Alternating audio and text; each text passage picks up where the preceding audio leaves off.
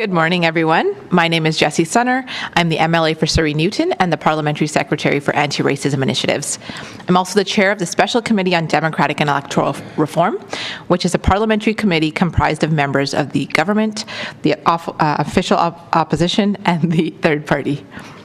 We are meeting today in Surrey, which is located on the traditional territories of the Coast Salish peoples, including the Katzie, Samiamu, and Kwantlen First Nations.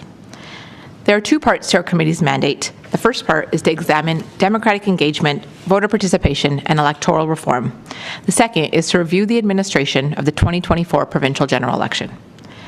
All this week, we've been hearing presentations about democratic and electoral reform in BC, and we'll be continuing those presentations today and next week. The committee is also accepting written submissions until July 25th.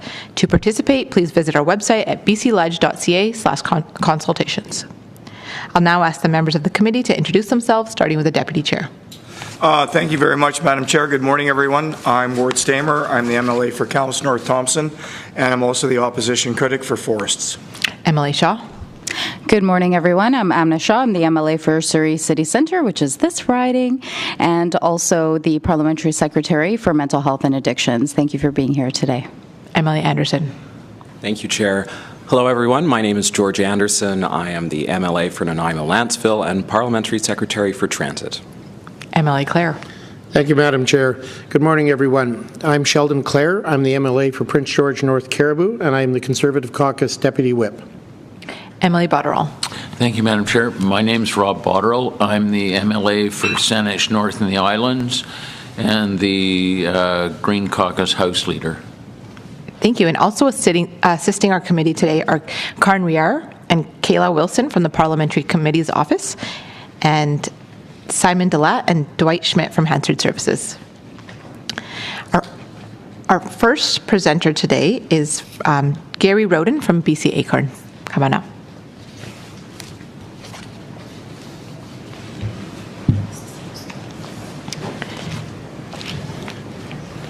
Thank you so much for being here today, Gary, and for joining our committee.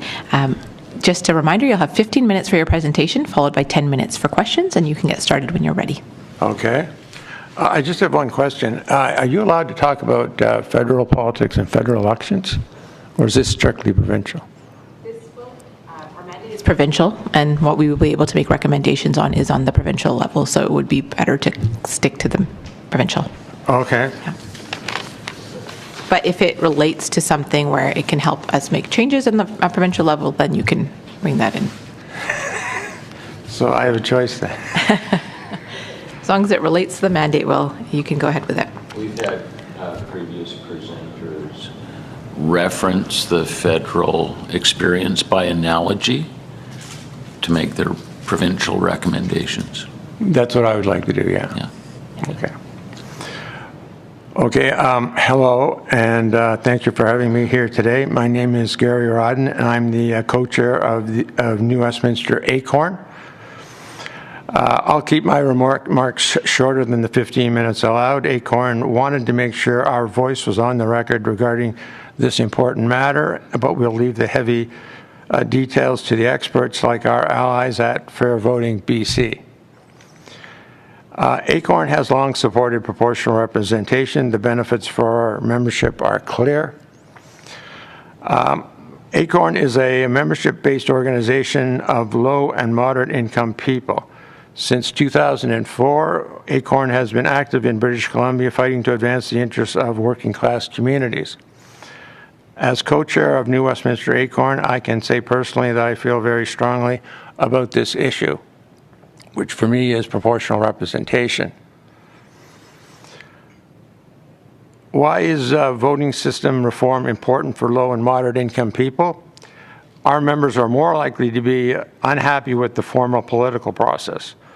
While there's no single reason for this, it's clear that many low and moderate income people in British Columbia feel the current electoral system doesn't work for them. Their voices aren't being heard. The first past the post system makes this worse. Many votes end up being meaningless, or at least feeling that way in many ridings. The outcome of the election is decided long before election day, so people ask, what's the point of voting? I know in Canada as a whole, about half the ridings are considered safe ridings, which means that the outcome is known in advance. These are ridings that vote for the same party election after election. So if you belong to the opposition, it doesn't make much point in voting if you already know the result. ACORN's Political Action Committee regularly speaks with candidates, and we hear the same thing over and over. Low and moderate income people, especially tenants, may matter less to politicians than middle class voters simply because they vote less. That's a deep flaw in our democratic system, and one that further disenfranchises our communities. I would just like to talk about the BC election last year. The NDP got 47 seats in that election, and they got 1 seat for every 20,000 votes they got. The Conservatives got 44 seats, and they got 1 seat for every 20,700 votes they got. The Greens got 2 seats. They got 1 seat for every 86,746 votes. So in the election, NDP votes and Conservative votes are worth about 4 times as much as a Green vote. It takes 4 times as many Green votes to elect an MLA as an NDP or Conservative.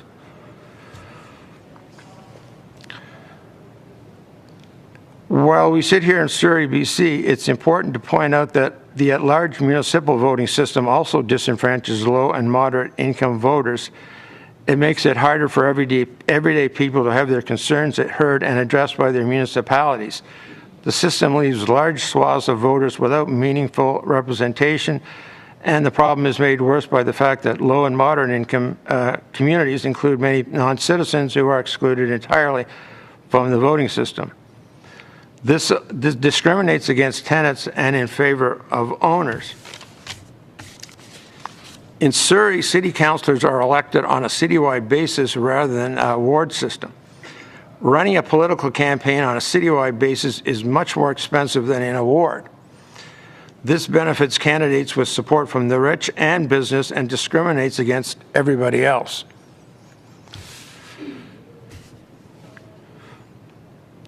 So I would like to ask you, would you recommend opening the Local Government Act to allow municipalities to adopt a more representative voting system?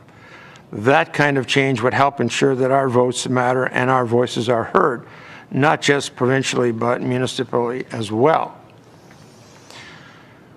We also know from research compiled by Fair Voting BC that proportional representation isn't just about fairness. It leads to better outcomes for ordinary people. Countries with proportional systems consistently show lower income inequality, higher social spending, and greater political engagement. Studies show that when people have more access to political power, governments are more responsive and willing to redistribute wealth. PR systems are also associated with higher scores on the UN's Human Development Index, which measures health, education, and living standards. So I'd just like to say something about the federal election that we had this year. In the recent federal election, it was widely reported in the media that the NDP had been reduced to 7 seats in the House of Commons. What wasn't reported was the NDP got 176,000 votes for every seat they won. The Liberals, who won the election, got 1 seat for every 50,800 votes they received. The Conservatives got 1 seat for every 56,000 votes, and the Green Party got 1 seat for every 236,000 votes. So a vote for the Liberals was worth more than 3 times as much as a vote for the NDP, and more than 4 times as much as a vote for the Greens. Not surprisingly, the Liberals and the Conservatives want to retain this unfair and unrepresentative system. Voter turnout for young people is low, and I think one reason is because many of them support the smaller parties, especially the Greens, and at the federal level, the NDP. But under our system, they are discouraged from voting because they know that their chances of their candidate being elected are small.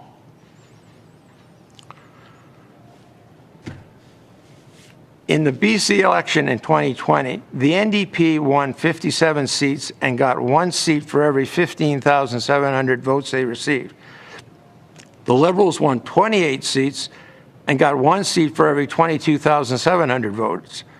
The Greens got 2 seats, 1 seat for every 142,000 votes. The NDP got a big majority with less than half the popular vote. And of course, the same thing has happened at the federal level. The Liberals have almost a majority government, but they received only 43% of the popular vote, well below half. Now, fortunately, there is a charter challenge underway of the voting system in Canada. Fair Voting Canada is challenging the system in the courts. Right now, they're at the Ontario Court of Appeal. They've heard their case, and we expect to get a ruling soon. If we lose, it will probably go to the Supreme Court. And that is, I think, the best chance of getting PR voting in Canada.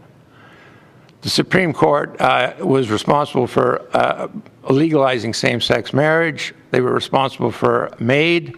They were responsible for abortion. These are all resulted from cases in the Supreme Court. So if you want a change like PR, I think that is the best chance we have in the Supreme Court, rather than from legislatures or the Parliament. ACORN trusts our allies at Fair Voting BC. They've done the in-depth research that shows how a new voting system can increase participation and engagement. I'll leave it to them to speak on the merits of specific systems.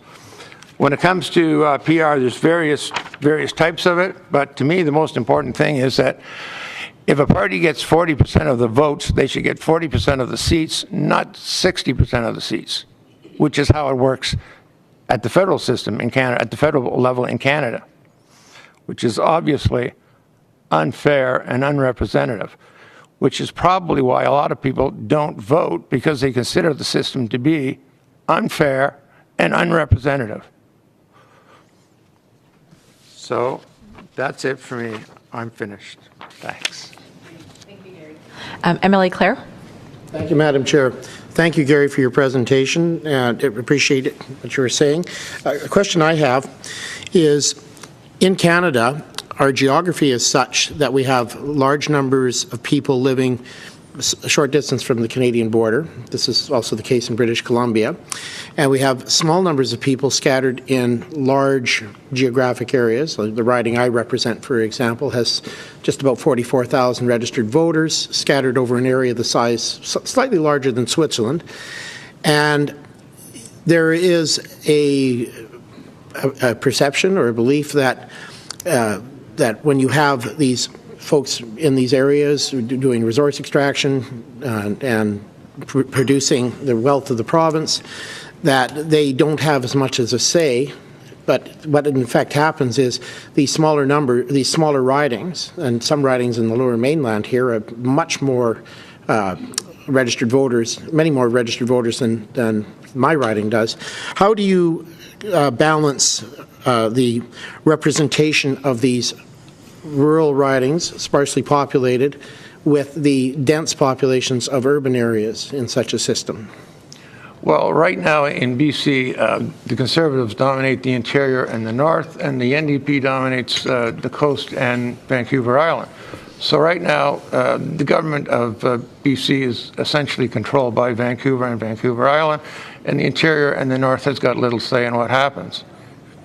That's not a very fair system. It's not fair to the interior, it's not fair to the north. You're not getting any representation, you have no members in the cabinet.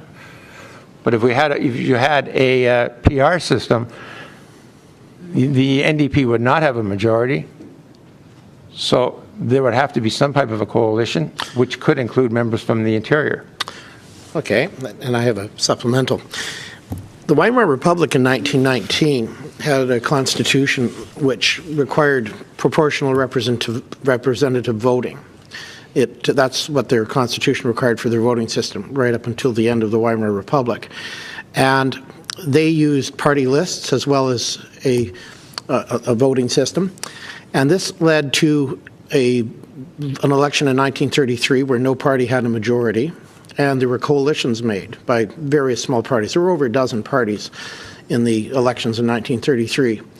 And that led to an outcome that had a number, the single largest party making coalition deals with others and causing a bit of a problem, which I think we're all aware of. How do you see what could happen with the growth of a number of divisions that could create coalitions that may not be palatable to a minority of British Columbians? Like in a democracy, the majority can vote to do what they wish with the minority. Now, we have rights and protections against that sort of thing. But how do you see protecting that with a PR system? I think there are problems with a first-past-the-post system as well, but a PR system is not necessarily a panacea to prevent those problems. What do you think about that? Well, in the 2021 federal election, the People's Party got 840,000 votes. They got no MPs. So those people are not represented. So where do they go? The streets. Because they have no representation in Parliament, so their voices aren't being heard. So I think the People's Party should be in Parliament, although I'm certainly have never voted for them and never will, but they should be in Parliament. If you can get 840,000 votes, you should have some representation. And the PR system will give them representation. If you don't like the People's Party, well, you can debate them in Parliament, but it's better to debate them in Parliament than to fight them in the streets. Well, the fighting in the streets in the Weimar Republic was resplendent through the 20s and 30s, regardless of people having seats in the Reichstag.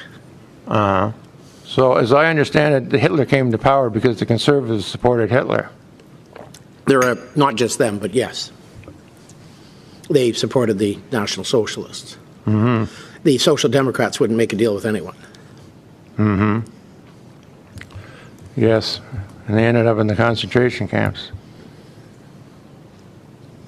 Exactly, and that was under PR. Thank you. You're welcome. Thank you. Next question from Emily Botterill. Thank you, Madam Chair, and thank you for your presentation.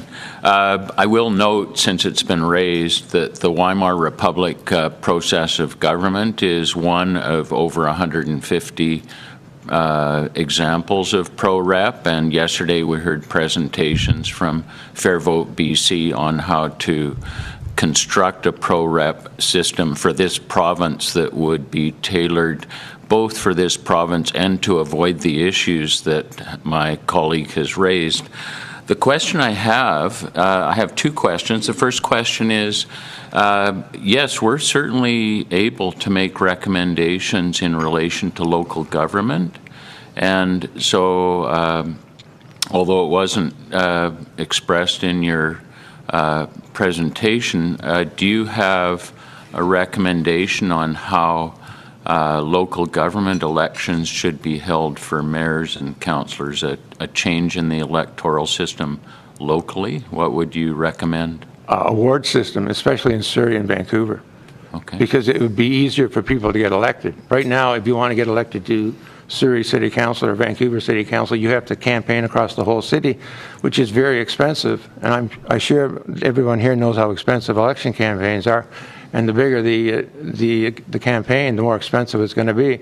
So if you had 10 wards in Surrey, you would have to campaign in only 1/10 of the city, which would be much less expensive, and that would make politics more accessible to people who aren't rich. Okay, great. Thank you for that. The second question I had at the in part of your presentation, you highlighted the fact that from your perspective, the most likely way in which electoral systems will change is through the courts. We're actually a committee that is recommending to a government potentially changes to the electoral system, and I very much doubt we'll be recommending going to court to solve this issue. So A question I have is, if the government did decide to change the electoral system or consider that, what would be your preferred way of going about that? What we've heard from other presenters is there should be another referendum. There shouldn't be another referendum. There's a whole range of presentations we've heard, but in the absence of a court decision, and what would be your suggestion for BC? Legislation, not a referendum. Okay. Because I think this is partly about minority rights, the major parties versus the smaller parties. And so for example, at the federal level, the politics is dominated by the Liberals and the Conservatives, and they get a Conservative or a Liberal vote is worth 3 or 4 times as much as an NDP vote or a Green vote. So if you're a Liberal voter or a Conservative voter, why would you want to change the existing system when your vote is worth so much more than an NDP vote or a Green vote? That's at the federal level. It's a little different in British Columbia. But even in British Columbia, I don't think it would pass. Thank you. MLA Anderson. Thank you, Chair, and thank you for your presentation. It is certainly appreciated. I do have a couple of questions. The first one is, you had mentioned the federal election, and some of the smaller parties don't tend to run candidates in all of their ridings.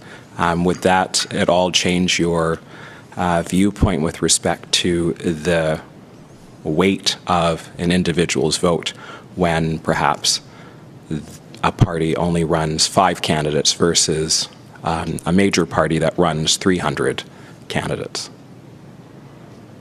I don't quite understand the question. Okay, so you were talking about a proportional system, so Yes. that takes in the entire amount of votes across the country. So if someone has, one party runs 5 people across, like Canada, for example, where there's hundreds of seats, does that mean that those votes should still be amplified to the same way if you have a party that runs a full slate of candidates?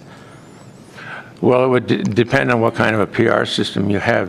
There's several different types. So you would have to decide how you want it. You can have what's they called a mixed member, where or maybe 2/3 of the members are elected in constituencies and 1/3 are elected at large. I guess would that mean that those parties would need to run a full slate of candidates, in your view? No, I don't think so. Okay. If they were say it was a regional party, and you had proportional representation, you could have proportional representation based on a large riding with say 2, 3, or 4 or 5 members in this large region, and then distribute the votes that way. Okay. So it doesn't have to be national. Okay. The second question is just in relation, you made a comment earlier that many people choose not to vote because of the system that we have. And in the last federal election, 68% of people went out to vote. So would you still hold that same comment that a large group of people are choosing not to vote because of the system? Or could it be that there are other factors at play? There could be other factors at play, but say you're a young person, and you like the Greens at the provincial level or the NDP at the federal level. You know that in the vast majority of ridings in Canada, your candidate is not going to win. So what is the incentive to vote if you know in advance you're going to lose? That's like playing in a hockey game when you know in advance you're going to lose. So why vote? Why participate? Okay. And just the last question as well is, your presentation focused a lot on proportional representation. I'm just curious if you had any suggestions with respect to how people participate in democracy generally, if you had outside of the electoral system. Any improvements or concerns that you might have? to increase participation Yes. democratically? I think PR would increase it. Outside of proportional representation, like outside of just the voting system as it currently stands. Well, as I said, that half the ridings in Canada are safe ridings, so they're not competitive. If you have a competitive race, you're going to attract more voters because they know that their candidate may win. But if you're in a safe riding, you're not. You know that what the outcome is going to be. If you're in rural Western Canada, you know the Conservatives are going to win. If you're in downtown Toronto, you know the Liberals are going to win. So why outside of participate? change to the electoral system, there's no other way to increase democratic participation.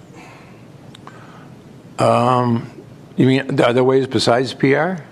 Outside of the electoral system, like whether it's through civics education to making sure that young people are educated about how our electoral system works so that when they're younger, they say, I'm excited to vote in the same way that people are excited about getting their driver's license for the first time?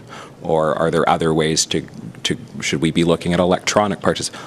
Is there anything outside of just the electoral system that you think would increase democratic participation? Well, one thing I would like to see is politics taught in high school. When I went to high school, it was a long time ago. I don't know if they teach politics in high school now, but they didn't then. So if you want, one thing would help is if young people were educated about the political system, which at my time they weren't. I don't know if anybody knows, is politics taught in high school now in British Columbia? But it's dependent on curriculum and on the teacher in the course. Like, teachers have a lot of sway about what they teach. Do they call it political science? No. What do they call it? Social studies, sometimes history, civics. Well, I would prefer something politics, called just politics, in which they study the political parties and which party you should vote or not vote for. Okay. Thank you very much. Which they probably won't do because they'll be too controversial. Deputy Chair? Thanks, Madam Chair. Thanks so much for the discussion. A couple of questions. When we're talking about thresholds, what would you think would be an effective or a number that we should be striving for on a percentage basis for these thresholds for other parties? Should it be 5% of the vote? Should it be 10% of the vote? I mean, you know, we've had a lot of discussions, and you've made the point earlier, in as much as that if we go to proportional representation, it's going to drive more people to the polls. Okay, what happens if it doesn't? What happens if the numbers stay the same? So does that mean that the majority of the people don't want PR, or does that mean that we're just going to have the same 55 to 60%, you know, people voting for whatever reason without having it mandatory? Do you have any thoughts on that? Well, I think if you make it politics more competitive, that's going to attract more interest.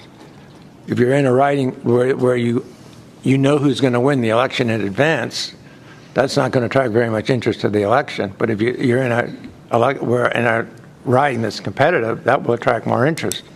Wouldn't you say? Well, I would disagree on one point, is that we had 8 ridings in this province that were determined by just over 1,000 votes. So I would suggest that nobody in this room knows for sure who's going to win until the very end, unless there's a spread like this. Yes, I understand there will be some ridings that may be like that, but there's other ones, particularly in the metropolitan area, it's this close. So every vote does win. You know, every vote does matter. So I would agree to disagree on some of that stuff. But the other question I had is that, and we brought this up earlier, is the geographical realities of this province. And if you have, we've had this discussion in Prince George, where you have 3 MLAs that intersect in Prince George, and then they go their own ways. You know, one goes all the way down to Avola into my riding. Another one goes way up north to Peace South. Another one goes all the way down to the bottom of the Caribou. So if you had, let's say, 2 MLAs that were elected as one of the main parties, and you had a third party representative, how are they able to service those needs of the communities? Like, how are they actually going to be able to do that? Because we had a conversation yesterday with a fellow from Vernon, and his MLA is very close to where he lives. Well, what happens if we change things around and now his MLA is actually in West Kelowna? Is he going to be able to access his constituency concerns the same way, even though he voted at the day on the election because this was the party platform that he preferred? Then all of a sudden that person gets elected. Now, how are you supposed to be able to service that constituent or vice versa when you have those logistical challenges? It's not like Surrey where you can go from here to here to here in 15 minutes. Mm-hmm. So how do you do that? Well, one thing you could do is increase the number of MLAs. Well, I would suggest we don't have a whole lot more room in our legislature for any more MLAs, but other jurisdictions have been able to make changes in whether there's a different way of, like you mentioned before, where half of them are on the slate and the other half get filled, are topped up. Is that something that you'd like to see? That's one system I would prefer, yeah, for PR, yeah. Mm-hmm. But I understand what you're saying about the giant size of constituencies in the interior and the north. So I would suggest divide these constituencies up and have more MLAs. As for the chamber, one reason why you can't fit more MLAs in is because of the desks. Take out the desks. The British House of Commons doesn't have desks. Take the desks out. Sorry. That's an interesting point. Thank you. Final question from MLA Botterill. Thanks, Madam Chair. I remember the yesterday's discussion and the presenter who described himself as a frequent flyer answered a similar question to the one you were just posed by saying the magic of the internet was the way to stay in touch.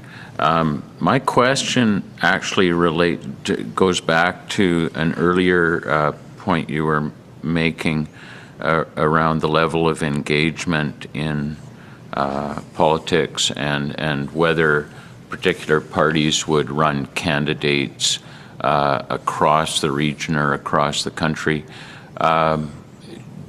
What's your perspective on one of two questions? First question, what's your perspective on the impact of shifting to proportional representation on the ability to attract candidates? I think you'd be able to attract more candidates because the elections would be fair and they would be more representative, which would encourage people to run. My second question, my second question around proportional representation is obviously there's a variety of arguments or reasons we're hearing from presenters for moving to proportional representation. If, as some would suggest, moving to proportional representation, which is contrary to your view, but some have suggested would not increase participation, would not increase voter turnout. Is there another reason to do it anyway in terms of voters in a particular riding? Why PR? Because it's more fair and more representative. Okay. So the current system is not, the elections aren't fair and people are not represented. The interior is not represented in the government. Why isn't the interior represented in the government? Lots of people voted for the Conservatives in the interior and the north, but they're not represented in the government. Why aren't they? Because the Conservatives didn't get the majority of seats in the House. So we're in the opposition. Mm-hmm. This is how elections work. There are winners and losers, and this time the Conservatives were not the winners. Mm-hmm. And the NDP has the majority government, but they got well less than a majority of the votes. What percentage of the votes did the NDP get in the election? It certainly wasn't 50%. It was a lot less than that. It was close to 50. It was like 45%, something like that. So why should the NDP have a monopoly of government power? Shouldn't you be represented? Well, in the system we have right now, we have the ability to be a strong opposition. The government has its way when it wins votes, and if we have coalitions that form to vote against government legislation that are successful in stopping it, then we're able to stop it. And if we don't, we don't. And if there's a tie, the Speaker votes the way the Speaker votes. Well, why should the NDP have a monopoly on power in Victoria when they didn't get a majority of the vote? They got well less than a majority of the vote. Because they have the majority of the seats. Yes, exactly. Under our current system, it's decided by the majority of the seats, but not the majority of the population. All right. Which is another reason to alienate the voters. Yeah, we're getting into a long discussion about It's turning into a bit of question period. No, but thank you, Gary, for your presentation and for answering all of our questions. I think we've taken quite a bit of your time, but it's really valuable for us to hear from you and to have those comments. So thank you so much for coming today and making the time. Well, thank you very much. I enjoyed the discussion. Thank you. I'm very impressed about how smart our MLAs are. impressed with our presenters as well. Thank you. So next up is Rocky Blondin.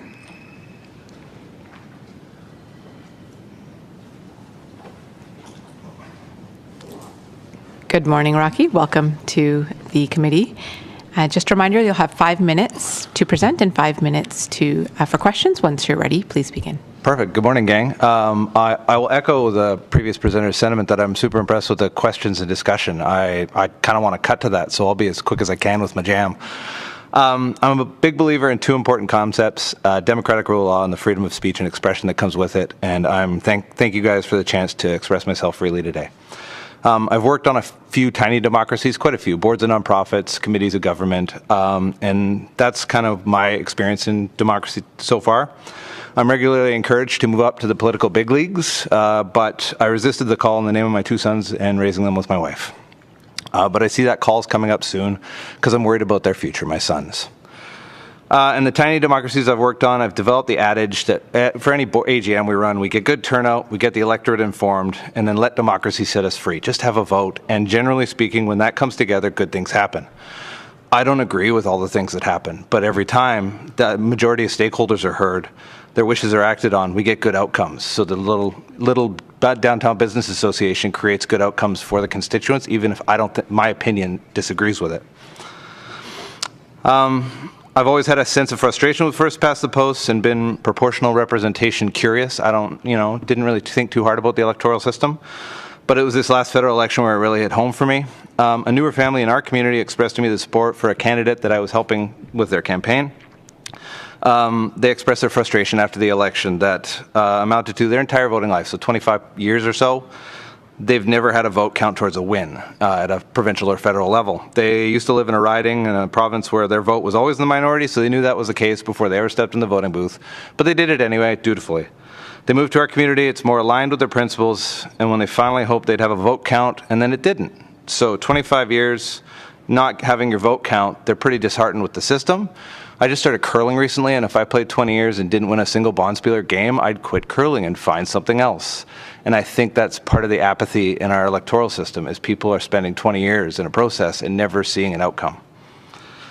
And we're seeing that in turnout rates. I think it's not the only reason, but voter turnout is a function of apathy. I see that in the nonprofits I work on. The members just don't think it matters.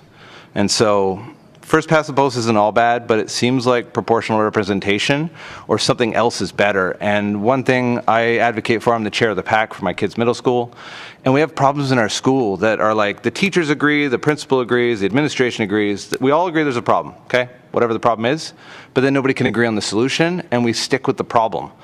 And so we all decide that the problem's not worth tackling because we can't agree on the outcome. And I think the general sentiment, and I find in BC, is that we all don't agree with the electoral system, and all is the wrong word, the majority, and therefore we should look at something different.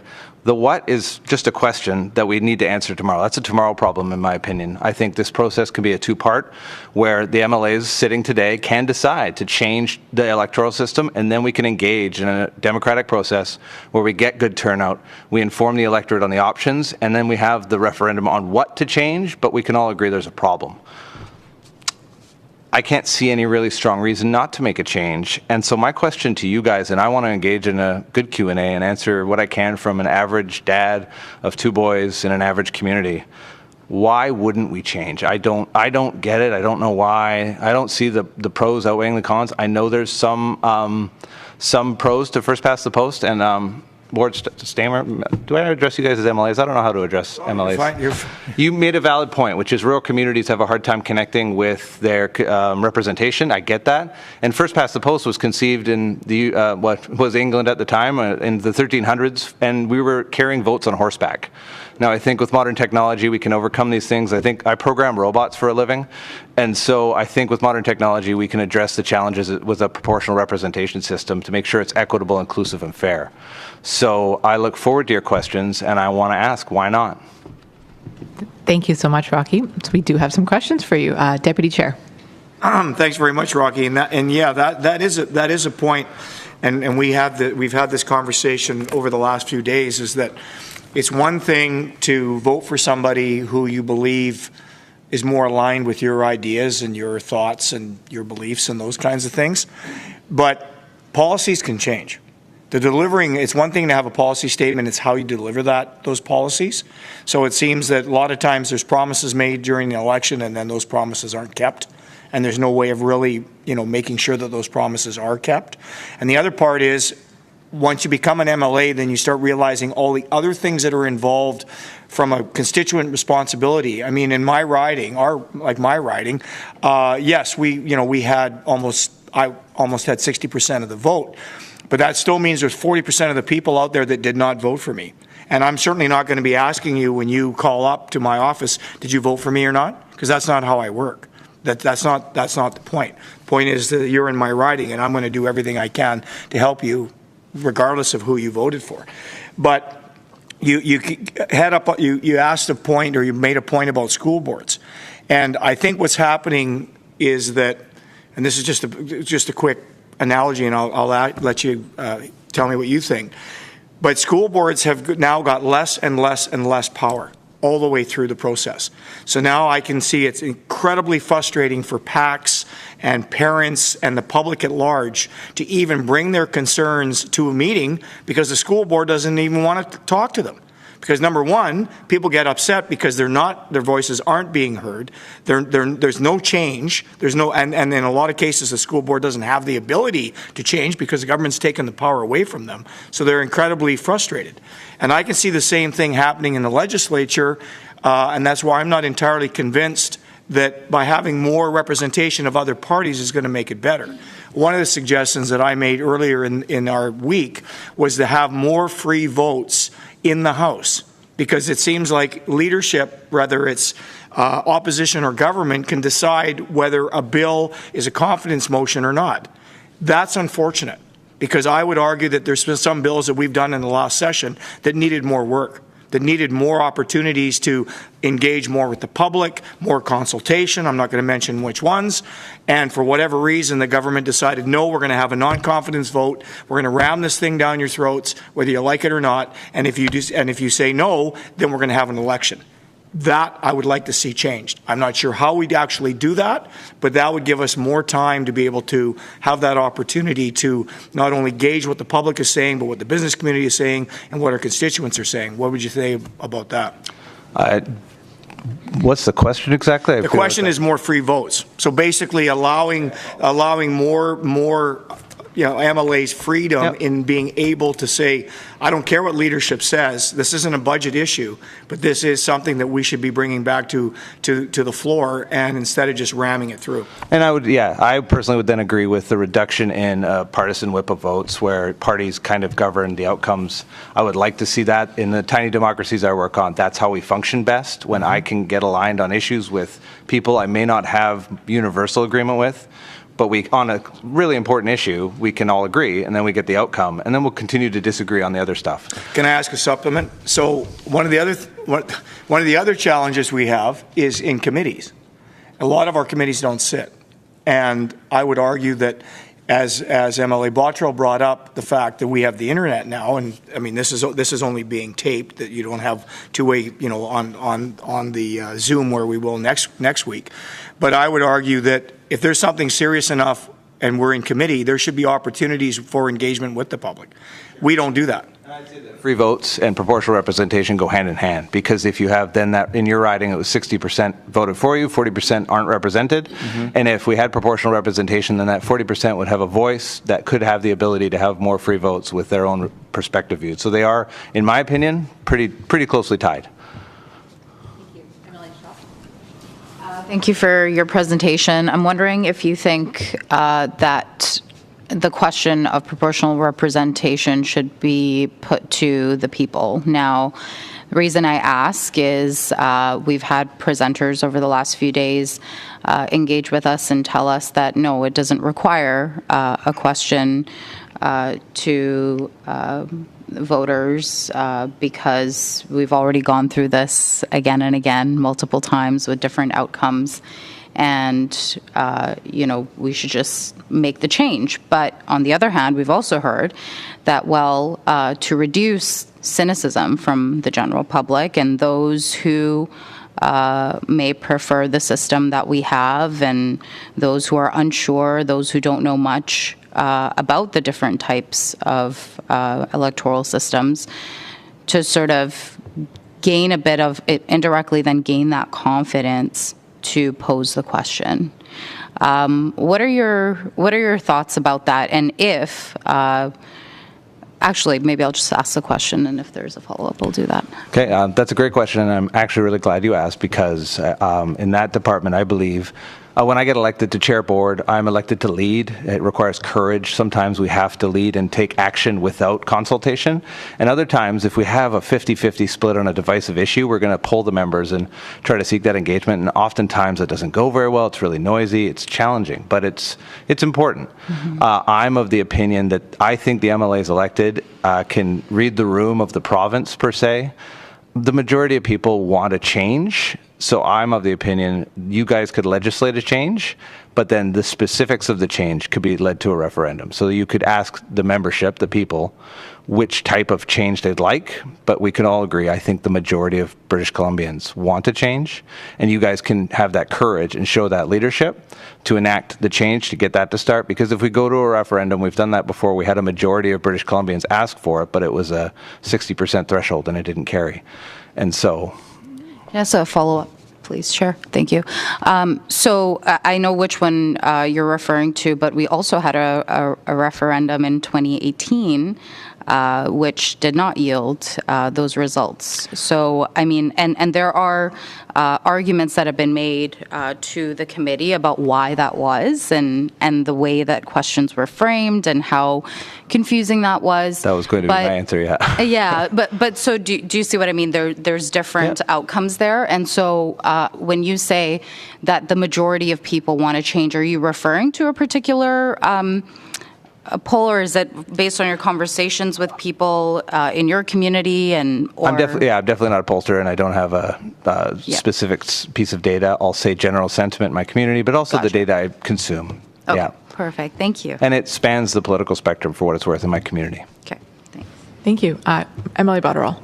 Thank you, Madam Chair. Just a follow-up on this discussion. This is really helpful because we've had lots of presenters offering different views on this, so it'd be good to hear your perspective. Another option that presenters have brought forward is to a sequence where this committee makes a recommendation, the government introduces pro-rep, and we try it out for a couple of elections or one or two elections, and then there's a referendum on yes or no, do you want to keep it? I think that's novel. I think that coming at something with, it doesn't have to be absolutes. We don't have to stick to anything. When we're changing the Constitution and a lot of the nonprofits I work on, people hold that as like, well, this is a permanent change. And I highlight the fact that we're changing a document that's amenable through proper process. So I've never considered that myself. I think that's one way to do it, but and the data or the kind of the process would show, but I wouldn't oppose that.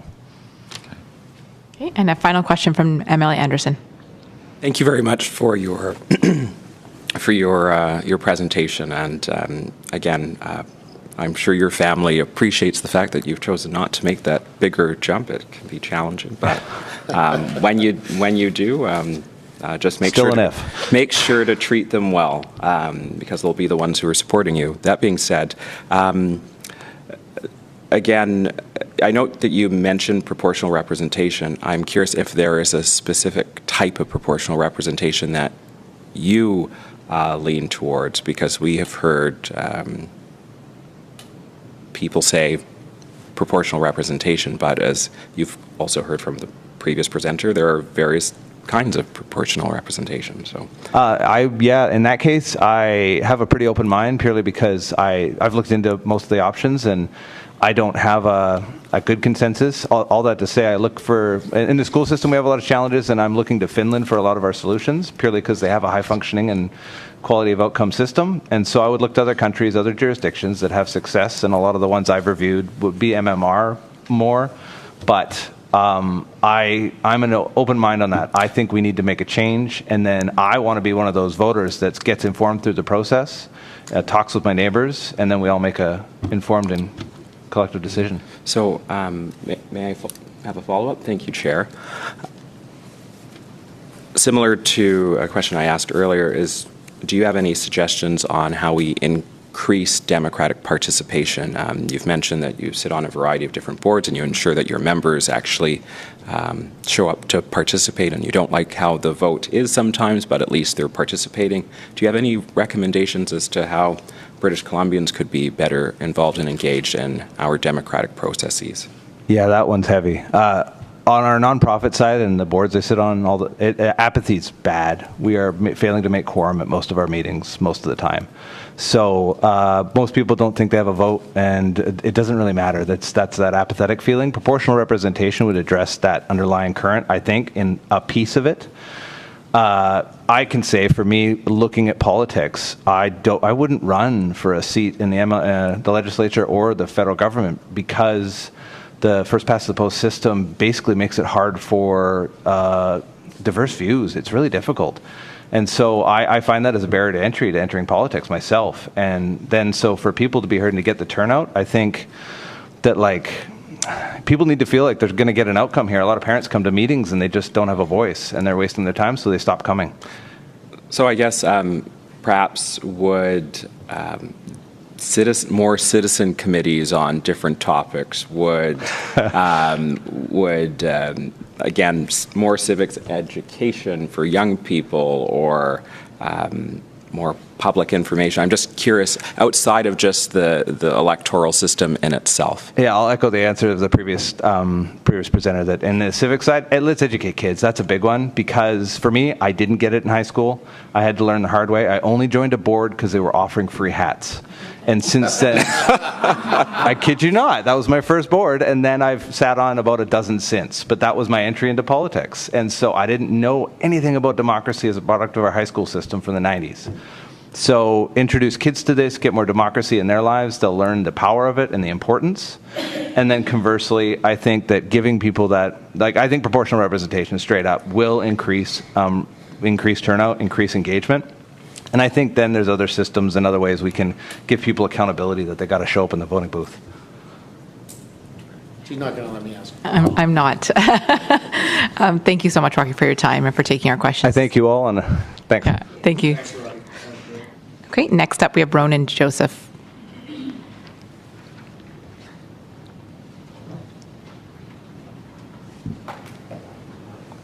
Welcome, Ronan. Thank you for being here this morning. And just a reminder, you have 5 minutes for your presentation, followed by 5 minutes for questions. Sure, sounds good.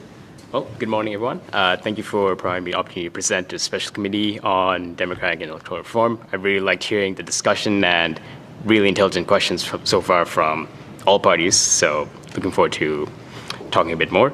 My name is Ronan Joseph. I'm a young Canadian engineer from Surrey, and I'd like to present on rural-urban proportional representation, which is a model developed by Fair Vote Canada to address our electoral challenges.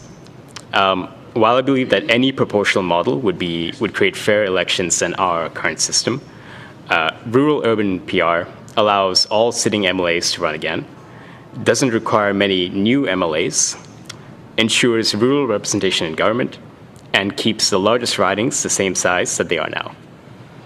What makes rural-urban PR unique among proportional electoral systems is a combination of single-member ridings for rural areas, multi-member ridings for urban areas like Surrey or Vancouver, and a small number of additional top-up seats to ensure that parties' provincial seat counts match their vote shares. I'm not sure if the written submission I made has been provided to the committee yet, but it is referenced in Figure 1 of that document. Voting in single-member ridings would be extremely simple, with ballots being identical to what they are now. Multi-member ridings would be very simple as well, with voters choosing from a list of candidates to elect the number of seats in their riding. Voters could either pick from a basic list or rank candidates in order of preference, like in the single transferable vote system proposed and recommended by the 2004 Citizens Assembly. Top-up seats would be filled by the candidates with the second and third most votes from other ridings, depending on their party, to balance out the vote shares. Up to 25% of all BC ridings could stay as single-member ridings under rural-urban PR, ensuring that the largest rural ridings don't have their local representation diluted. These ridings would be balanced by urban multi-member ridings and the top-up seats, in preventing a party from winning a majority of the seats with a minority of the votes. Ideally, we could even turn the smallest rural ridings into multi-member ridings, further increasing voter choice and representation in government, while allowing the top-up regions to become more focused.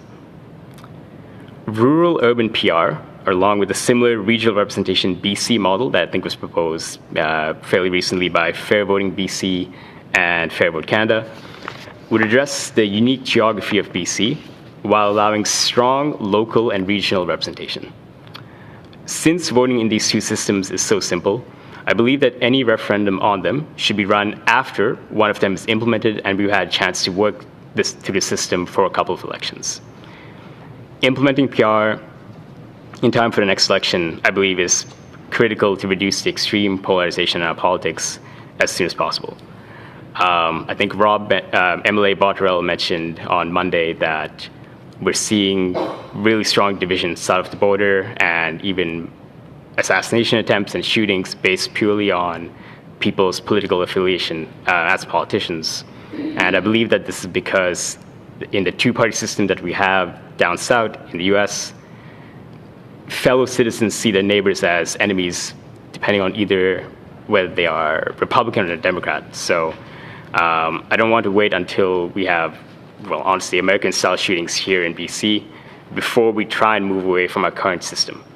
As Australia has shown, winner-take-all ranked ballot is no solution to polarization. While I believe a model like rural-urban PR or regional representation BC is the right choice for our province, any PR system would be better than our current winner-take-all first-past-the-post system. Instead of today, where someone in Chilliwack genuinely believes that the election is rigged because there are no rural MLAs in government actually passing legislation for them, proportional representation would make everyone's votes matter equally, and I believe this legislature has a historic opportunity to make a change supported by 70% of British Columbians. Thank you for your time, and any references I have are in my written submission. Wonderful. Thank you, Ronan. Thank you. We will go to MLA Botterell. Thank you, Madam Chair, and thank you for your presentation.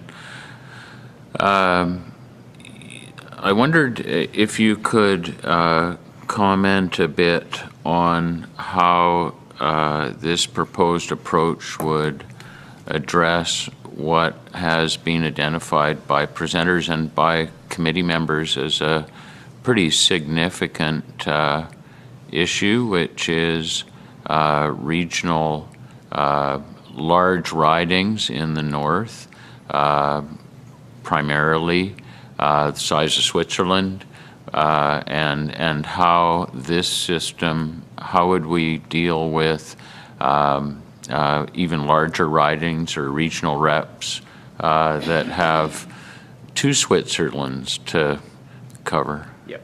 So great question, and I think that's why I find rural-urban PR so appealing, is that it keeps the largest rural ridings that we have today the same, like identical. So if you look at Peace River North, like we're not talking about combining it with Bulkley Valley Stikine, which for like a huge, like very hard to manage riding.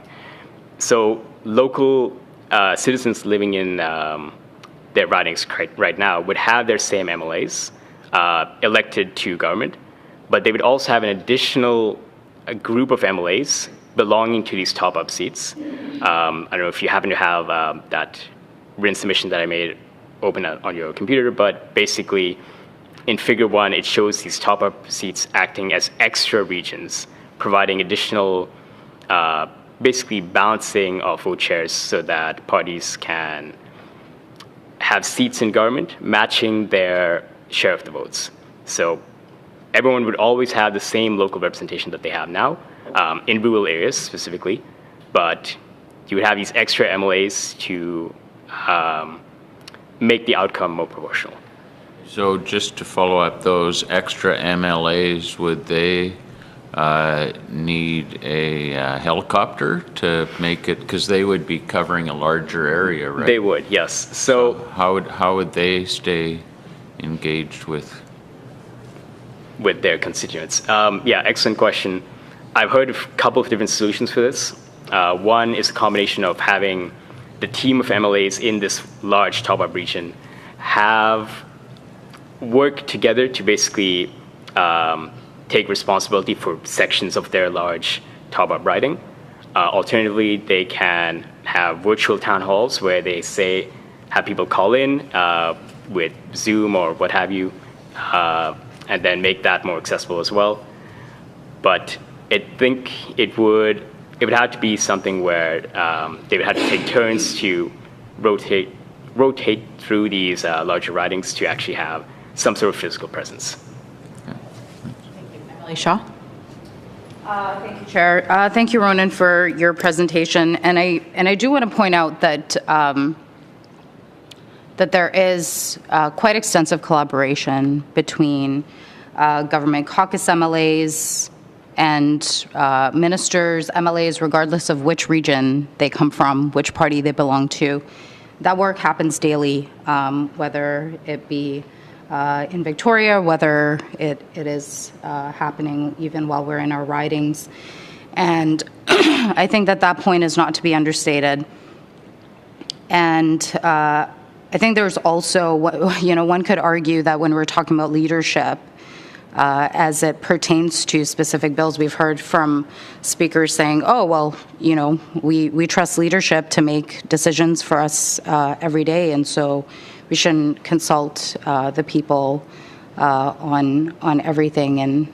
And so, yes, there are decisions that governments make in the form of bills, in the form of acts regularly on behalf of the people as well.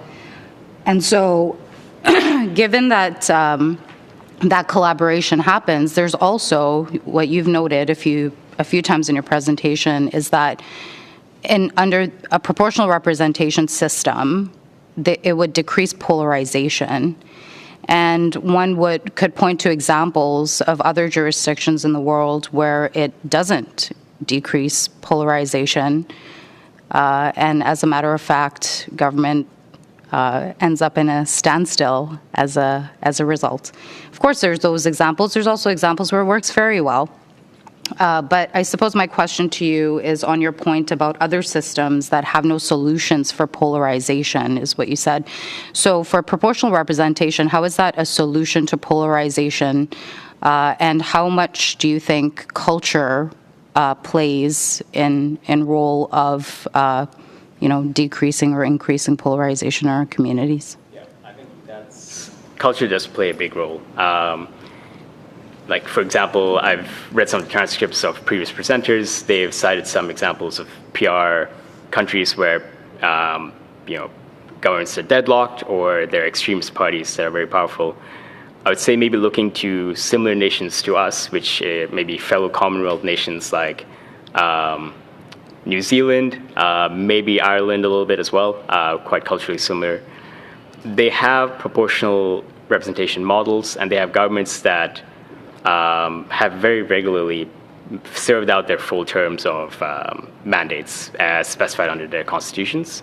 So in New Zealand, I think the last 7 out of 8 elections maybe, they've served out 3-year mandates fully, and then one was like a few months early. in Ireland, it was 4 to 5 years, very consistently for the last 8 elections. So it really does come down to culture. If you already have an environment like, I think maybe what we have in this room, where we have MLAs from multiple parties, all parties actually from who are represented in the legislature, working together in a room and having civil discussion, that's much more promising for a system that can actually be improved under proportional representation, as opposed to a country like, I don't know, Italy, for example, where there is very structural differences between the north and south of the country in Italy that contribute to sort of deadlock or gridlock between multiple parties. Thank you. MLA Anderson. Thank you, Chair, and thank you for your presentation, your materials. It's certainly appreciated.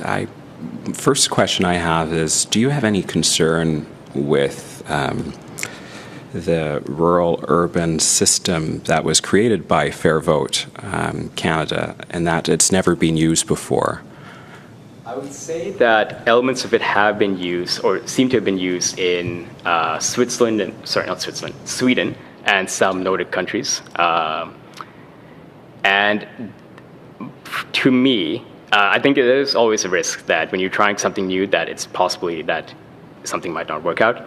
And that's why if we decide to go to a proportional representation model at all, and if we choose this system specifically, whether that's MLAs choosing it through legislation or Elections BC deciding this is a favorable model, I do really like the approach that was suggested to run this for 2 elections and then have a referendum to send to the people and say, does this work the way you expect? Do we have any problems that we would actually prefer to go back to first past the post?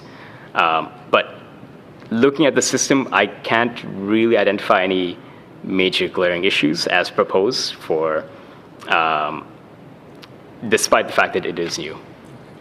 Yeah, I was just curious because the system that was proposed by Fair Vote was created specifically for British Columbia, as you mentioned, and so I was just curious if you had any comments or concerns about that. The second part of my question relates to just the participation in our democracy, and do you see things such as mandatory voting or lowering the voter age, for example, to be things that might actually be useful to increase the amount of people who are actually voting? Mm-hmm. Mandatory voting is a really interesting point because there are pros and cons to the approach. Pros, obviously, as we see in Australia, it dramatically increases the number of people voting because if you don't, you get fined.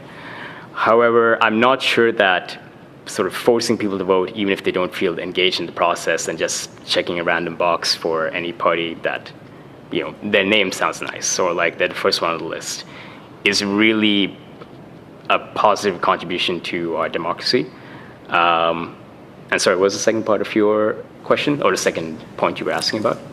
Lowering the voter age, for example. I just gave these as examples. As examples. So. Yeah, there's a bunch of things I think that this committee can also look into. Maybe more presenters will speak on that as well.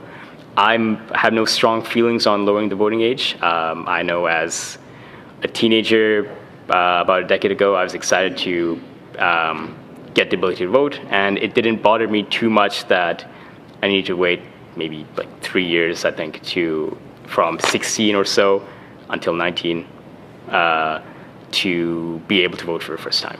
So the ages might be off, but this is very top of my head. Thank you. Thank you. MLA Clare. Thank you, Madam Chair. One of the things that defines Canada, Canadians, and probably British Columbians and other provinces is our geography. We have a vast country with a population along our southern border and scattered throughout. And when this presents particular challenges in trying to ensure that people are properly represented. Now, in 2 provinces, we have systems which allow for a bicameral structure, which is having a Senate, for example, or in the UK model, a House of Lords, and it's not really used. But in a situation such as you've been mentioning about fair votes, and thank you for your presentation and your written submissions, what do you think about the implementation of a bicameral system in British Columbia to provide the rural or regional representation that you're talking about with regards to this extra system of MLAs being elected, because I have some concerns, which I've articulated already this morning. I think you were here for my discussion of that, and you probably heard some of it before, about some aspects of proportional representation and what that could lead to. But what about an upper house? Do you see that as a possible solution to the regional requirements? It's an interesting idea. I'm not familiar with how it's used in other provinces, so I'd have to see what sort of legislation gets passed in these upper houses, and if there's some sort of consistent policy and law that doesn't actually get undone or reversed from government to government in the lower house. Well, it doesn't really get used is the thing. The federal power, and the federal and provinces are equal in the Constitution. Mm-hmm. They have an equal status. But when you look at the purpose of the upper house, it's supposed to have been historically for regional representation. Now in Canada, it's kind of parsed into something else. It's turned into a, oh sorry guys, I didn't mean to hit the mic. It's turned into a system where you have representation of all kinds of other things thrown into the mix, which may or may not be worthwhile depending on how voting is done. But I'm wondering about specifically looking at regional representation, because we do have significant differences in our regions that make this an issue. And my second part of my question with regards to that is about access. Like people talk about, well, we just have internet. Well, I've got a pretty vast area that I've driven around in my good old truck. I put 75,000 kilometers on it in the last 2 years. And when you go to places where they don't have any reliable coverage, including long stretches of highways and rural roads, that's not really an answer. It doesn't work. And I mean, many folks in compact ridings take it for granted that there would be coverage and access. And I have vast areas where this stuff doesn't work. I might as well throw it in the river because I'm not going to have access for hours. The Quesnel, we can talk about the Quesnel River and its bridge. Thank you, George. Throw it off the bridge? Yeah. I wouldn't want to add to all the concrete that's falling it off there, MLA Botterill. But what do you think about that challenge in terms of trying to make sure that you're adequately representing people? I'm a great believer in getting around to face-to-face to people. That's what I do. And whether people agree with me or would have voted for me or not, I see it as my duty to represent them, as I believe is the case for everyone here. Right. I'll answer your second point first, because I think at least I have a bit more background to speak on it. I mean, thank you for highlighting that. As someone who is an urban resident, like despite the fact that I care about rural representation, living in Surrey, I have service everywhere. I have internet at home. It's very easy for me to get it on the go. That's a very different, I guess, lived experience than someone in a rural area where they have to actually travel physically to meet their MLA in order to actually get some good conversation going. So the reason I like rural-urban PR, among other proportional systems, is that it keeps current MLAs and current ridings, for the largest ridings at least. In urban areas, it actually makes a lot of sense to combine them because, again, it's actually quite easy to travel from North Surrey to South Surrey. It takes like 20 minutes. But in a rural area like Peace River North, you need to keep that riding the same size as it is now. So you need to keep like MLAs like yourself, and I think Emily Stammer as well also represents a large riding. You need to keep those ridings the same size so that you have the ability to, even as difficult as it is, to drive around in your truck or other vehicle and visit people in person in the existing ridings that you have. It's just that these regional top-up seats, as proposed in this model, provide people who may feel more comfortable either speaking to a party member or an MLA that belongs to the party that they support the most, or who want to see actually members of that party in government passing legislation, the opportunity to at least have someone representing them. And yes, it is a struggle to have these large ridings that might cover like a quarter of the province or more as regional top-up seats.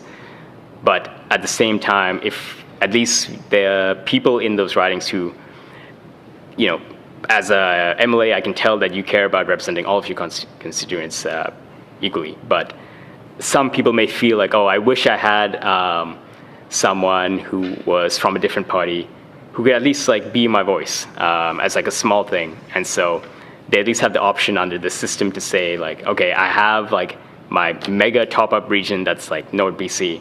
I have a couple of MLAs who belong to the party I support the most. I can at least call them and say, hey, this is my concern related to my place in this large riding. Well, we do try to discourage shopping for MLAs. Sure, yeah. I mean, that's yes. an issue, but... Yeah, I wouldn't say this is shopping for MLAs, because this would be oh, this MLA is assigned to represent my large region in addition to my local MLA. So I think it is subjective, maybe a philosophical question. I personally am quite happy to talk to my MLA locally, regardless of whether they are from, for example, the BC Conservatives or BC NDP. But for some people, particularly younger people I've talked to, they really wish they had someone from their favorite party assigned to their region. But I agree, it is a philosophical question. One has to win elections then. It is, yeah. For your second point, or I guess first point about an upper Senate or bicameral setup, I really haven't done any research, so I can't speak to that. Thank you. Thank you. Deputy Chair. Thank you, Madam Chair. Couple of things. My riding isn't rural. Okay. Part of the challenges in my riding is because of the way it was redistributed in the last boundary change. I can argue that there was basically no common sense when you have used to be Kamloops North Thompson and Kamloops South Thompson, and then all of a sudden I have all the Thompson valleys, and Kamloops Center is more densely populated, but the total number is the same. We're still shooting for 57,000. We have 60,000, and as an example, Burnaby North only has 53,000. But a couple of things that comes to mind, and we haven't touched on it, is communication. We talked about internet and those kind of opportunities, but back in 2018, there was a whole lot of disinformation on the referendum, and I'd like to know what your views on how we would actually be able to not only introduce communication information to our public, but I would offer up that because of the way social media is set up these days, there's even more opportunities for disinformation. There's more opportunities for silos. And I think that might be leading to part of the reason why people are being more disenfranchised. Do you see that as an issue going forward in us being able to properly articulate what we're actually trying to accomplish in this province by a proportional representation? It is a challenge, yes. I would prefer to trust Elections BC to actually take the lead on that sort of communication, because as a body that's nonpartisan, basically they serve the mandate that they're given by government, and as subject matter experts, certainly much more knowledgeable than me on different electoral systems and their trade-offs, I think if they were given appropriate advertising budget to be able to reach people, both television, internet, social media, Instagram, whatever, I think that would help a lot, because by default, they're already in this sort of trusted position where people see them as nonpartisan. And by actually explaining clearly, this is the trade-offs of our current system, this is what we moved to, and this is why we think it might be better, that would go a long way towards cutting down some disinformation. And I think also the fact that if we were to choose a referendum and run it after 2 election cycles, I think a lot of people have first-hand experience saying, "Oh, okay, the system seems to be working for me." The disinformation is kind of just noise, because I can see that, it's working. I'm happy with how it's going, and I'm happy to vote to support. Alternatively, maybe we would run this referendum after 2 cycles, and people say, "Oh, I hate this. I feel much worse off under this compared to first past post," and then in that case, we just switch back. Madam Chair, I know we're short on time, but I have another question I'd like to ask, because it's been brought up a couple of times, and it's been sort of a theme about the fact that one of the reasons why we're not getting a higher percentage of people to vote is they're disenfranchised. They don't believe their vote is going to count, that sort of thing. Well, we keep looking at European examples, and I think it's totally unfair when we do that, because when you look at jurisdictions like Sweden, 87%, New Zealand, they're averaging around 75%. The lowest is 69% of a demographic of their population, and the highest is 83%. And then you look at jurisdictions like Ireland that's actually increased their seats from 166 to 174, and they actually dropped almost 4% of the last election. So what's your take on what happens if we do this and voter numbers actually go down, or they don't increase, with the idea that the reason why we're having this discussion is because people feel disenfranchised or not voting? What would happen if we don't seem to get that increase in voting? Does that show that it isn't working, that we're really not reaching the voters? I would say no, although my main reason for pushing rural-urban proportional representation, or any form of proportional representation system, is to actually reduce polarization and incentivize parties to work together to pass legislation that's supported by a majority of British Columbians in terms of vote share. And I understand that there's maybe a philosophical debate about whether a majority of seats should count for representing a majority of British Columbians versus a majority of votes. But if I saw that, for example, I think the BC Conservatives have some great ideas that their policies, but they won't get a chance to actually maybe implement them without waiting until they earn a majority government under our current system. I would much rather see a system where we have in Ireland, where parties on the left and parties on the right actually work together to pass policies that are supported by a large and broad cross-section of British Columbians, reducing polarization that way, and also making sure that people can see, like, oh, actually, the MLAs I've elected, they're actually getting stuff done. It doesn't matter so much that they're not in the party, not in the largest party in government, but they're actually working together to pass legislation that matters to the issues that are relevant to me. So even if voter turnout doesn't go up, I think that would contribute to a lot of maybe happiness, reduction in division, which are good in of themselves. Thank you for that. Thank you. We have a final question from MLA Botterill. Great. Thanks so much for your presentation. I want to take a leaf out of MLA Anderson's book and just ask you, in terms of options like holding more citizens' assemblies, we've had lots of presentations around how the information can be packaged to really engage with youth and so on. So are there any, I understand your presentation's on PR, but are there any sort of, boy, I wish we could do this to just strengthen democracy over and above PR?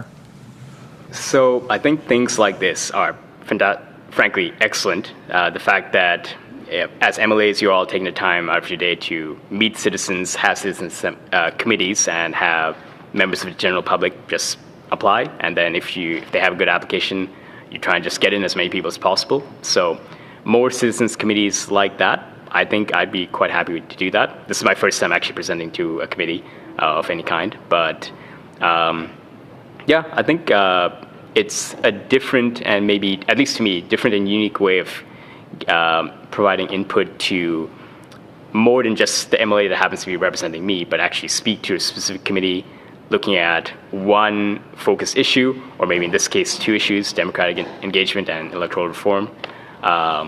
So the general concept of having more citizens committees, I understand it does take time away from your normal day-to-day duties representing your constituents, but I would be quite happy with that. Thank you. Thank you. Thank you so much for the conversation. It Thank was you as well. very great, and it doesn't feel like it was your first time. So Thank you. Thank you Thank you so so much for sharing your time with us. Thank you. Thanks. Great. Appreciate that. Next, we have Ryan Campbell.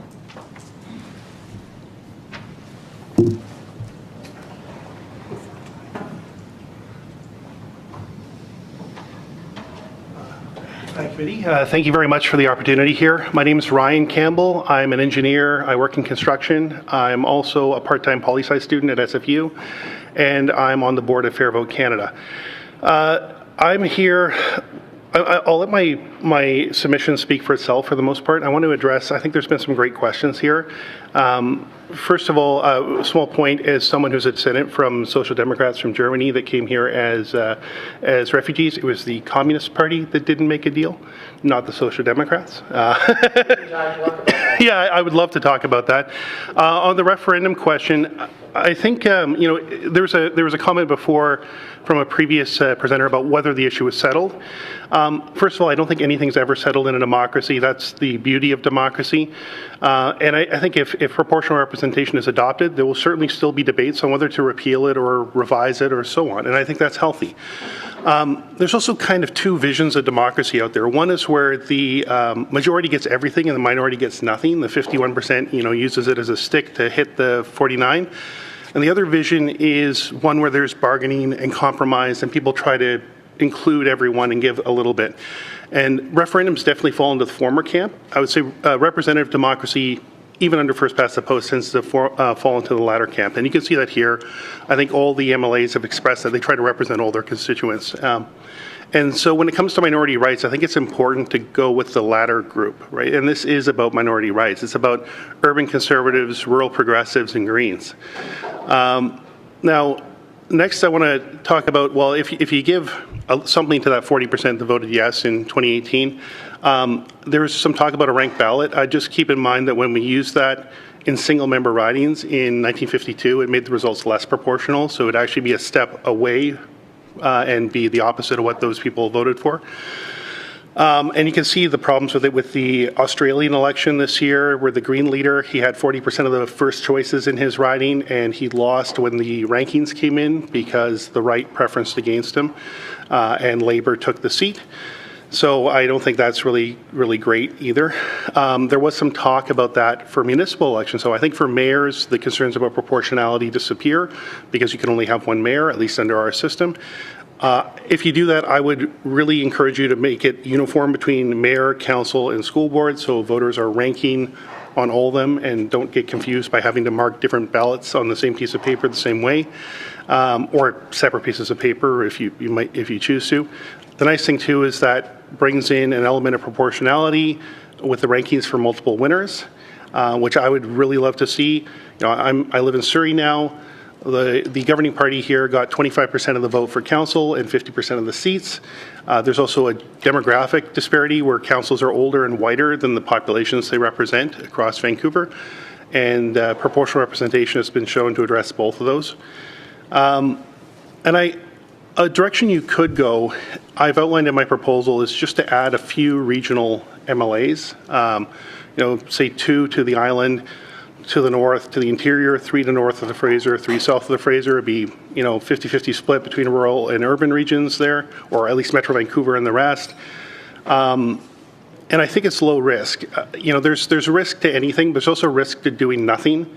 Our province, when we were founded, one had multi-member ridings. Actually, Caribou was a single riding with 3 MLAs, but it also didn't have the secret ballot, didn't have judicial review of elections, did not have universal suffrage either, and didn't have any kind of campaign finance reform, so on and so forth. So if we had just left our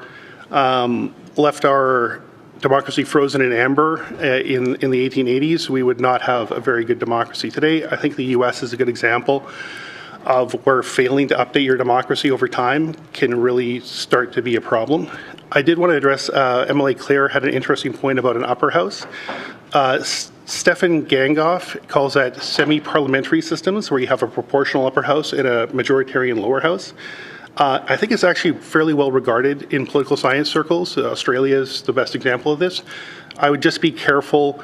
The examples of bad PR systems that people keep bringing about are like Belgium, which has a Flemish house and a French house, and they fight and have struggles to form government. And Italy, which stopped using proportional representation in 1993, but has an elected upper house and elected lower house that fight and have been a source of instability. But it is something that's talked about, and I think is a legitimate part of the conversation. It's out of my time, but I would love to have hard questions. I'm here for the hard questions, so thank you. Great. Thank you so much, Ryan. I actually have a question for you. So one of the things that we've heard, folks say is when it comes to what model to implement or what to do, just move ahead with it. We've elected you folks and we've given you the mandate, move ahead with things and get things done. And not just with this, but with issues across, that applies to issues across the board, right? For the folks that have been elected, we've been elected on a platform, on a mandate to move things forward. What would you say to folks that say in a proportional representation system where there are multiple parties and there isn't a majority and yes, there's collaboration, but it also could lead to standstills for actually getting legislation passed and moved forward, where we could go through an entire session back and forth and actually get nothing done, especially amid, I know my own constituents, it's get in there, get things done, let's get things moving. What would you have to say to that? I'd say that I think when you actually look at studies of legislative output, proportional countries outperform first past the post. But also democracy isn't about getting the most done, it's about getting the right things done. If you want to get the most things done, the Chinese system is very good at that, but it's not a democracy. I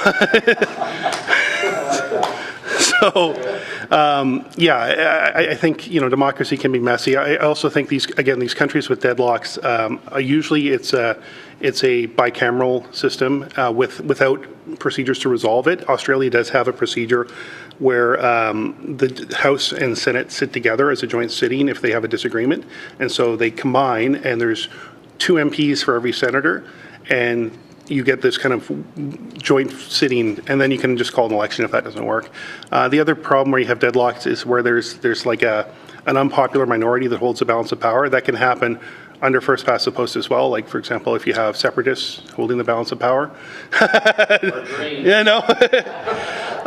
I would give an example, though. Actually, the Greens in the 2017 legislative session was a good example of how it should work, which is the Greens and the NDP had an agreement together, but there was an issue, which was LNG development, where the Greens were on a very different page than the NDP, and so the NDP and Liberals got together and passed legislation there. Regardless of your views on LNG, I think that's an example of where there's this concern about a small party having too much power, but it shows that the major parties can work together too if they want to. That's really at the end of the day. Thank you, Emily Butterall. Thanks, Madam Chair. Thanks for your presentation.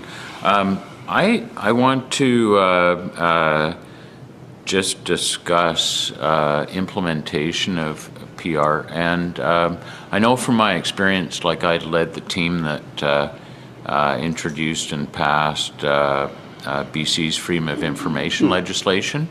And as part of that legislation, we introduced 5-year reviews and a variety of other measures to sort of monitor how things worked. And we've focused in the presentation so far about, implementing one option, implementing PR, and then having a referendum after a couple cycles. But are there some other ways to monitor the success or failure of a system that you'd recommend considering? I think there's a few ways. One, you just do it ad hoc. We brought in ranked ballots in 1952, tried it for 2 elections, and just scrapped it. There wasn't any set process for that. There was just a decision made that this was not working, or it didn't serve the interests of the government at the time, at least, and it was done away with.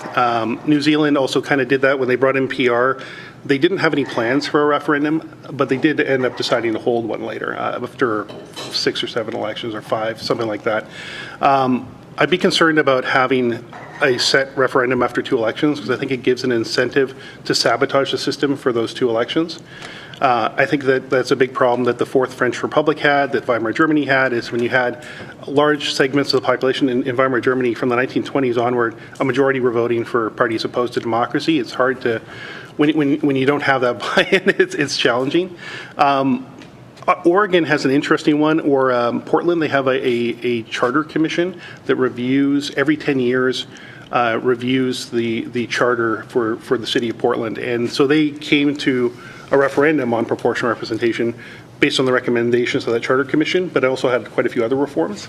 I also think redistribution is every 2 elections here, so there's a natural time to kind of discuss our democracy is at those periods. So I think just you could schedule a regular review, but I think people are going to continue discussing the issue regardless of what you do. Yeah, and one quick follow-up was that earlier this morning we talked about juxtaposing proportional representation with free votes and less confidence votes, and I think the presenter saw those as being complementary. Do you? I agree with that. I think you look at, depending on how you design the system, it can be more or less open to independence, and I'm a big advocate of it being open to independence because it gives you the option then, if you don't like the party line, you can quit, run as an independent, and win. Right now, we've only had one independent win in the last 80 years. Ireland, I think more than 10% of their legislature is independents right now. Bavaria, with an open list MMP system, has something called the Free Voters, which isn't really a party, it's more of a slate, but they have free votes on everything as well. So if you aren't happy with your party, I think having recourse where you can get elected without the same party banner is a good thing. Obviously, John Rustad showed there's other ways that you can do that, but it's not a very common outlet for people, I think. So, yeah, I think that's important. Thank you. Emily Anderson. Thank you, Chair, and thanks for your presentation and also your written submissions. They're very well written. I'm going to ask a few questions in succession. One, I noted that you talked about ensuring that we have a system that best represents the people in minorities and so on. So I guess the first of a series of questions is, should British Columbia look to use less referendums on questions of provincial importance? Secondly, I also noted in your written materials, you talked about paper ballots. Should British Columbia consider the use of electronic voting as well, despite the fact it may impact some people in rural communities who don't have access to high-quality internet services? So I'm just curious on those two aspects regarding referendums and then the way that people actually vote in the sense of a paper ballot versus electronic ballot. I'd say I'm not a huge fan of referendums at all, but there is, I think there's a Venice Declaration on how to run a referendum properly, and the key to that is you run it on something where the outcomes are very clear, like intuitively clear to voters, right? So if it's, do you want a community center in your neighborhood? You either get the community center and pay $100 a year in taxes, or you don't get the community center. That's I think, appropriate thing for a referendum. Even then, though, it might be a minority that uses the community center. But yeah, in general, I think we are a little bit obsessed with it here. BC is the only province to have actually successfully done electoral reform by referendum. That was women's suffrage, I think, in 1916. Every other province every other province did that reform, though, without a referendum. And Switzerland did referendums on women's suffrage as well, and those failed until the 1950s. The first one that passed was in the 1970s. Some cantons didn't have women's suffrage until the 1990s. So I think that's a good example of kind of the failure of democratic reform by referendum. Electronic voting, I wouldn't call myself an expert in that, but I was at the EERRE, the federal process, where they had an IBM executive talk about the dangers of that, and that scared the bejesus out of everyone in that room. I also think, my family, my mom's family, were political refugees, as I mentioned. They settled in a place called Tom's Lake in northern BC. Yeah, it's outside Puskupi, very small town. It doesn't have cell phone reception. It doesn't have really good internet. You need Starlink there, and I would be very concerned about Starlink. Certain actors there just turning off the internet for our election day. So I'm not a fan of electronic voting. I think paper ballots are great. So just to follow up very quickly, is on the referendum aspect in your written submissions, you mentioned that they're susceptible to misinformation, and you also further mentioned about how you can end up leading to unfortunate outcomes. So do you have any proposals or recommendations on how to best engage British Columbians on these broader questions? Using your example, do you want a community centre? Obviously, the province isn't going to be doing referendums on that, but just on issues that might face the entire province, not just on electoral reform, but bigger questions. I think elections are a good way to do that, right? That's where we have the most fulsome debates. I think, though, keep in mind that people don't have the time to study every single issue in detail. I'm a big fan of the idea that we elect people based on their values and that they're good people that do their best and use their judgment. Like, this process is good to go out and ask people, also engage with experts. Yeah, I think elections are the main mechanism, and that's why this is so important. You can try to represent everyone in your constituency, but at the end of the day, it's your vote in the legislature that makes this a democracy, and you can't vote for and against the budget. You can't vote for and against a piece of legislation, and nor should you. You just touched briefly on the misinformation. If it's all right, I want to bring up a point. You talked about civics education. So there's a problem here. Fair Vote and a few other groups, I think ECOS and maybe Forum, did polls on what people think about the current system we have. About 40% think we have proportional representation right now. That's a huge level of misunderstanding to cut through in any referendum. That's because the civics, it's just not taught in school. And so it's not like people are dumb, it's just they're not told these things. And even the way we teach it, I remember 20 years ago, in high school, we had a little model parliament in our classroom, and then everyone gets to be an MP. That kind of implicitly implies proportionality, right? That it's in proportion to your support. That's what the party standings are. So we're actually unintentionally teaching people that we have proportional representation right now in our schools. Civics education, I think, is definitely the best way to boost turnout. Just returning to your a previous question, proportional representation is probably the second best. MLA Starmer made a comment, well, what if it doesn't improve turnout? I think what you'll see isn't necessarily a sharp increase in turnout, but just like New Zealand, they adopted proportional representation. Turnout didn't go up, but it went down slower than it did in places like here. So that's more what you would see, is just reversing this trend and pushing back, or not reversing the trend, but slowing the trend down. Deputy Chair. Thank you, Madam Chair. I got a bunch of questions, but we're short on time, so we will certainly have to follow up. Two questions. Implementation, as MLA Bottrell mentioned, there's different options that are available. Easiest way to describe it is, one, as a group, as a legislature, we can decide that yes, we're going to go forward with it through the ability to change legislation. The second one is to change it and then have it for, say, one election or two elections, and then offer the public the opportunity to either keep it or change it or get rid of it. So there's also been a lot of discussions on citizens' assemblies, trying to determine, what is the best model, not just allowing the MLAs, this committee, and the rest of the legislature to determine what makes the most sense. Would you prefer that process, or would you prefer us to be able to engage the way we're engaging, additional information with submissions, bring it to the House, have the House make a decision and go forward with it? I think both have merits. I might prefer the latter, but citizens' assemblies are a very good way to study this as well. You take a bit of the bias out, because we have a saying in the electoral reform movement that turkeys aren't going to vote for Thanksgiving, right? You're elected under a current system, you have a certain interest in keeping it. So that's a good reason to use a citizens' assembly. But I point out, when we did that previously, the Citizens Assembly, I came to, I think, a good recommendation, and they put a lot of time into that recommendation, but they didn't get any input into the process to confirm it, right? This 60% threshold was not something the Citizens Assembly wanted, and I know members of that assembly that were very, very disappointed when that came in. Bill Thielman here said, well, everyone agreed to that beforehand. Well, no, the MLAs agreed to that beforehand, not the Citizens Assembly, not the public. Understood. But yeah, no, I'm all for a citizens' assembly if that's the way you want to go. Right. I would 100% support that. Thank you.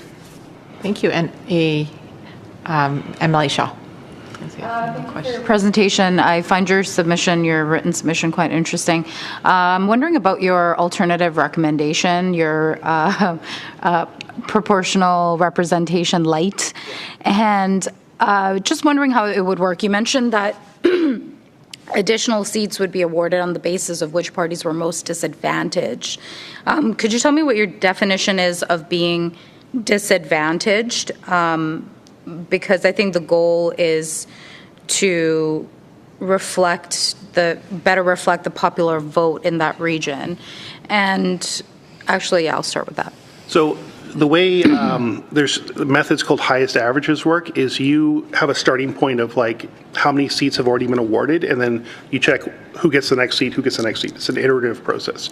So all I'm saying is you start with the actual seat totals that were already won under first past the post as your starting point. So if you're proportionally should be getting, like for the Conservatives, it would be in Vancouver, 4 seats, and they got 1. Well, they start at 1 then, and the NDP starts at 11. But when you're counting for these next seats, then that's just going to naturally favor the Conservatives. And in my simulations, the Conservatives take all 3 new seats north of the Fraser, because the Conservatives got about a third of the vote north of the Fraser, and only 2 seats, which has now been reduced to 1. Yeah. Okay, and how would that work for independents? You said that they could kind of run as a party and compete? Like how? Yeah, just they're independents. Just count them as a party of 1. So you have a side of the ballot where you can vote for the independent as well, and they're just treated like they were a party of 1. There's an example in Scotland, a woman named Margot MacDonald. The late Margot MacDonald, she was a member of the SNP. She had some disagreements with the SNP, quit, ran as the party Margot MacDonald for Scotland, and she won her seat in one of these regional top-up seats. Okay, I think I get it. Yeah. Thanks. I may have follow-up questions if you can make yourself yeah. available. Thank you. Yeah, I'm absolutely. Yeah. Thank you. Thank you. And our final questions from MLA Botterill. Great. Thanks, Madam Chair. And thanks for your presentation. I hope we asked you some hard questions. But the question I have, just to return to the discussion around Citizens Assembly, so the approach that I think you were alluding to was an option, if the government chose it, of having a Citizens Assembly to select a system, but also having the ability to, or the mandate that whatever that choice is will be implemented, rather than leaving it to, or that the government will implement what the Citizens Assembly comes up with, rather than leaving it to the government to decide whether to accept the recommendations. Is that what you were alluding to? I think if you make a commitment to implement things, that would be good. But at the end of the day, it's going to be the legislature that decides, right? And I think it's also appropriate to have dialogue between the legislature and the Citizens Assembly, right? That to see what's acceptable there. But what I was alluding to was that the previous Citizens Assembly had no input into the process for implementation, and was not very happy with the decisions that were made there, at least the members I've spoken to. And do you have a time frame in mind when you think about implementing, if the government were to set in place a process? Is this 1 year, 2 year before the next election, 3 years, 4? I think it depends on if you had to do a redistribution or not. That process takes time. You might be able to do something on an interim basis, though. It would be, it really depends. And I'm not a fan of rushing things, but I think there should be, in theory, 3.5 years now. That should be enough time to implement a new system if people don't drag their feet.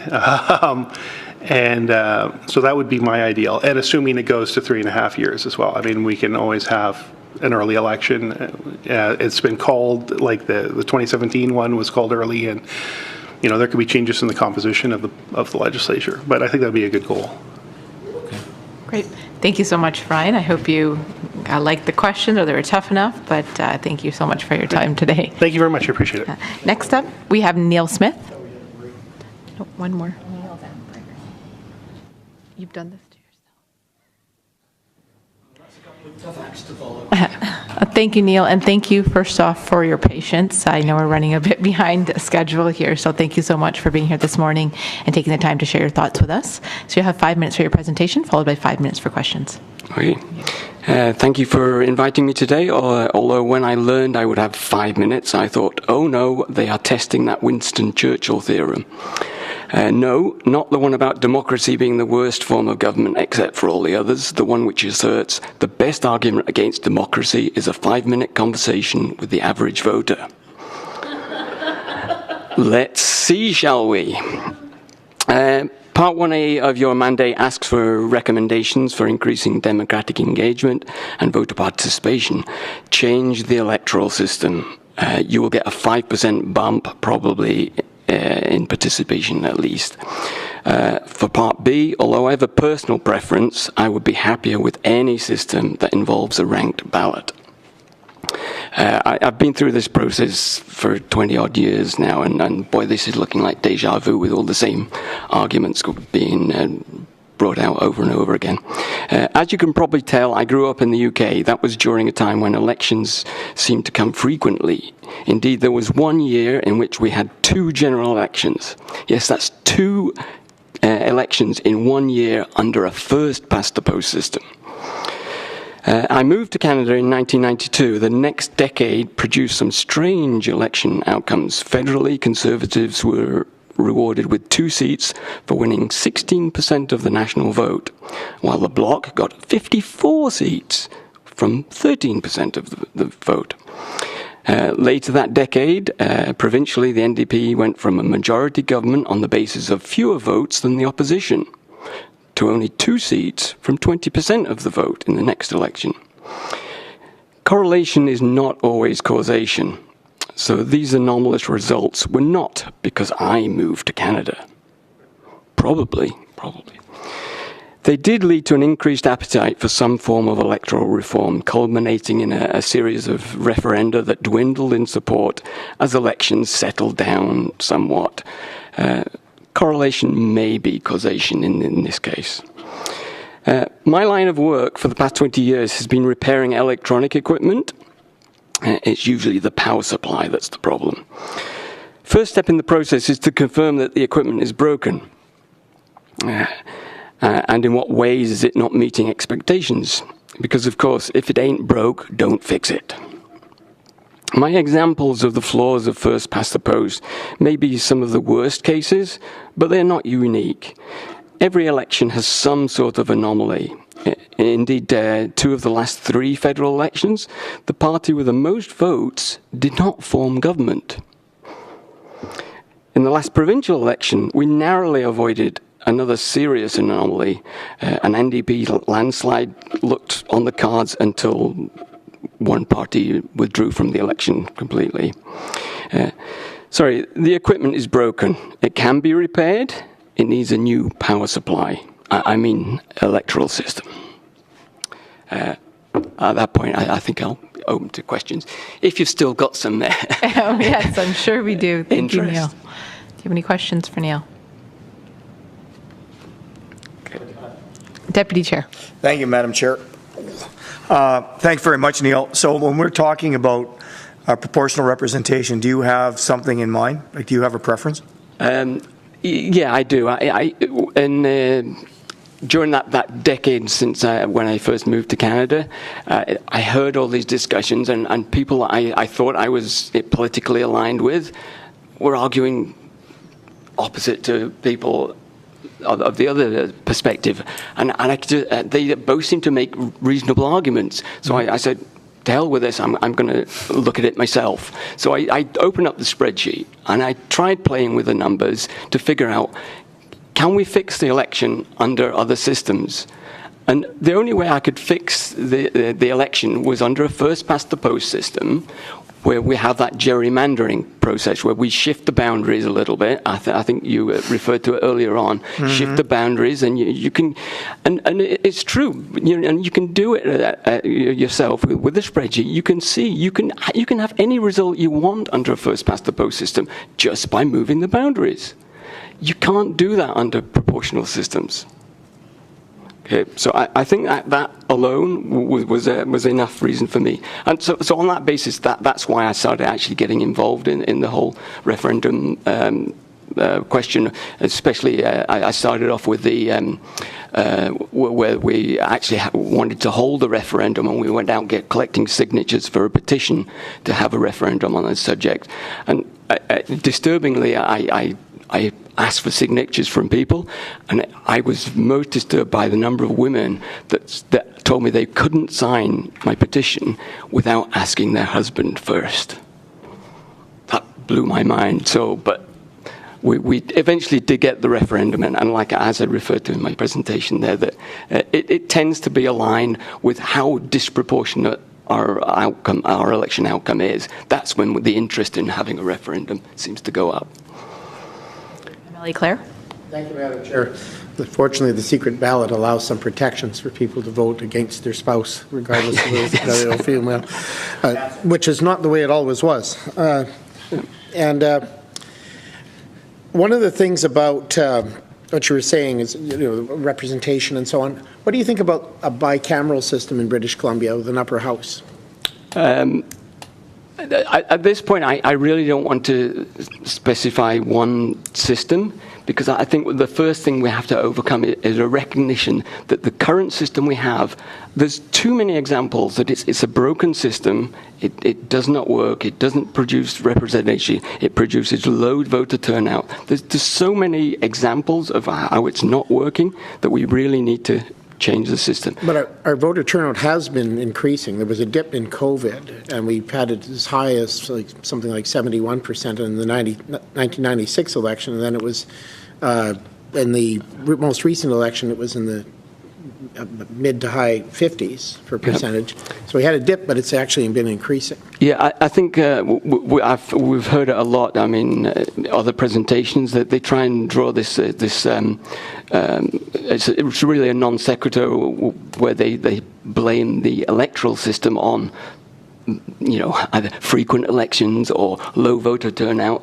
I think there are other reasons why the voter turnout is changing. It's not because of the electoral system. I think the electoral system, basically your work only starts once you're elected. The electoral system is just a very the actual ballot is just the starting point. The hard work comes after that, I'm afraid. Thank you. And sorry, I didn't really answer somebody's question. If you really put me on the spot, STV is the way to go. Okay, are there any further questions? I guess just building on the questions that have been asked. So, let's say that we come to a decision that, yes, change needs to happen, and how would you say we go about that change? So, we've talked about the referendum, having a referendum first, not having one, implementing a change, and having a referendum later. Like, what would you say is the best way to say, let's say the power supply is broken, and then where do you go from there? Well, not to be too flippant, but I suggest we get the two previous speakers to sit down in a room together and come up with a proposal. Because, it almost goes back to my opening quote of Winston Churchill, is, 5-minute conversation with the average voter. I don't think that's the way to go. Let's get some experts in the room who really know their stuff, and they'll come up with a reasonable proposal. But I think if it doesn't turn out good, if we have a few elections and things are not going well, like previous speakers have said, we can revisit this topic and have another look. Wonderful. Thank you so much, Neil, for making the time to join our committee this morning and bringing in your questions and your presentation. Thank you. Thank you. We will now take a short break till 11:10.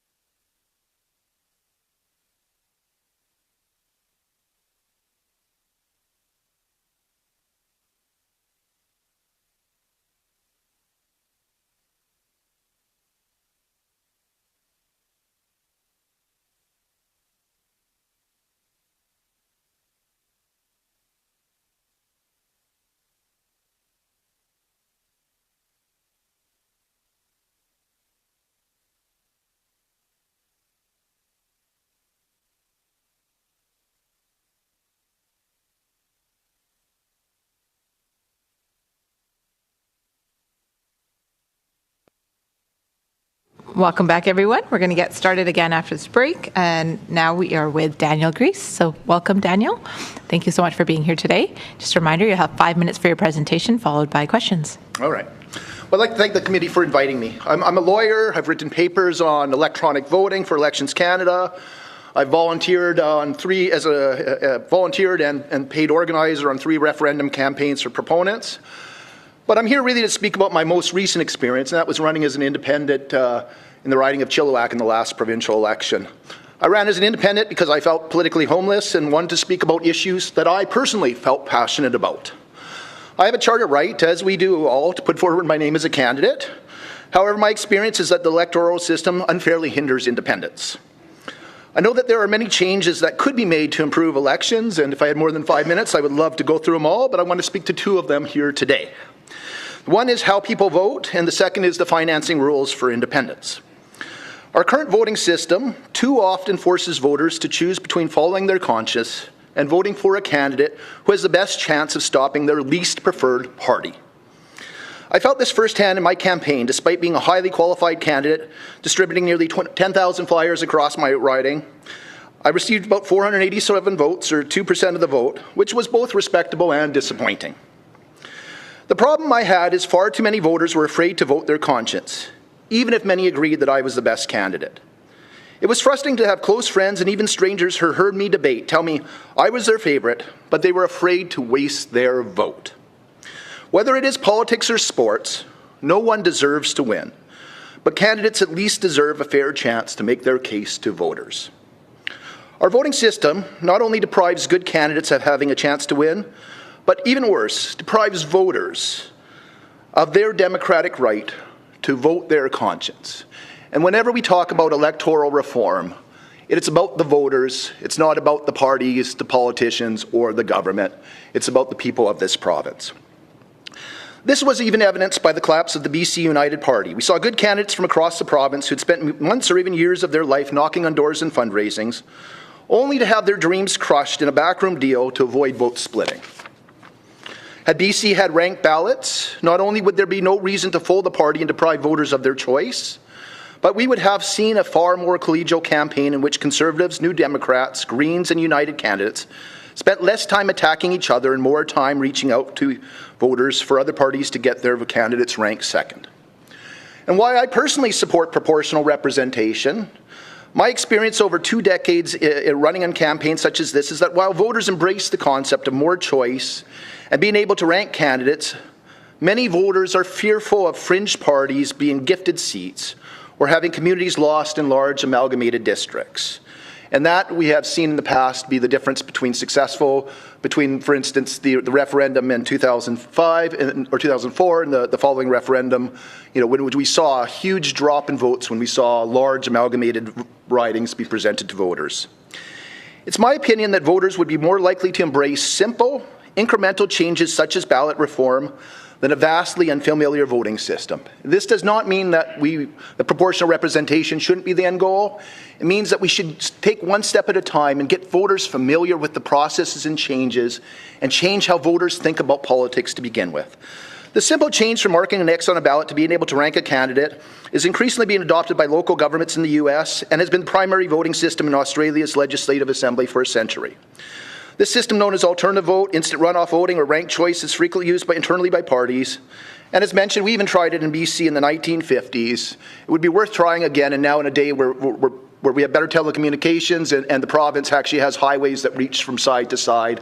A lot of the problems in that election were just due to actually getting ballots and getting information from various disparate areas of the province. The second topic I wanted to address is campaign financing. As an independent, I was unable to issue tax receipts until the first day of the campaign, which really limited my ability to do any kind of advanced fundraising or even have a campaign started on the go. I had trouble opening a bank account because I couldn't get a certificate of candidacy until the date the election was writ.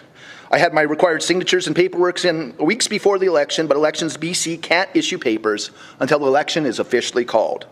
This causes delays on online financing, and I wasn't even able to get that set up till the time it was too late to engage in news setting.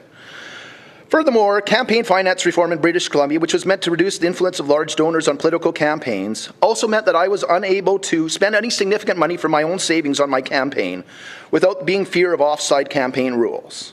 I was unable to pre-buy campaign material, book newspaper advertisements, or produce significant signs in advance. Yet all my competitors could raise money over multiple years through constituency associations. And so as far as campaign financing goes, I think, one, we need to change the rules to allow independent candidates to personally fund or loan campaigns a larger amount without fear of falling short or having their loan deemed a legal contribution.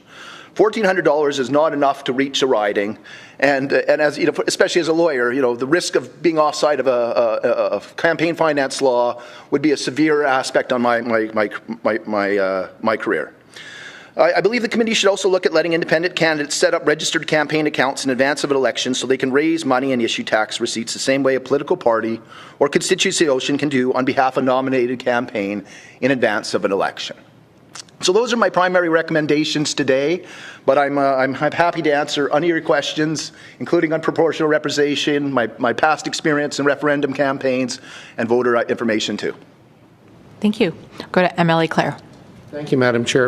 And thank you, Daniel, for your presentation. Also, thank you for running as an independent candidate, something I've also done in a federal election in 2015. And I must say, I'm really glad that you're making the points you are making about financing and the challenges faced by independents, because I face those same challenges. And I had an audit bill that was higher than my entire campaign budget, and there was a number of issues about that had to be overcome.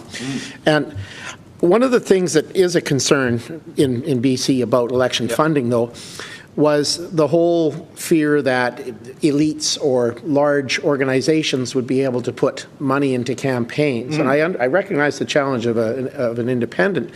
And how would you prevent, say if you were a multi-millionaire and you could put a huge amount of money into your campaign, make it very slick and everything, but not have to rely on the donations of the populace as a whole.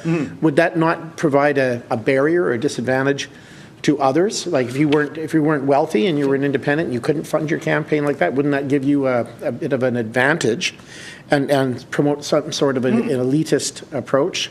And I wonder how you would see working that out in that kind of a situation.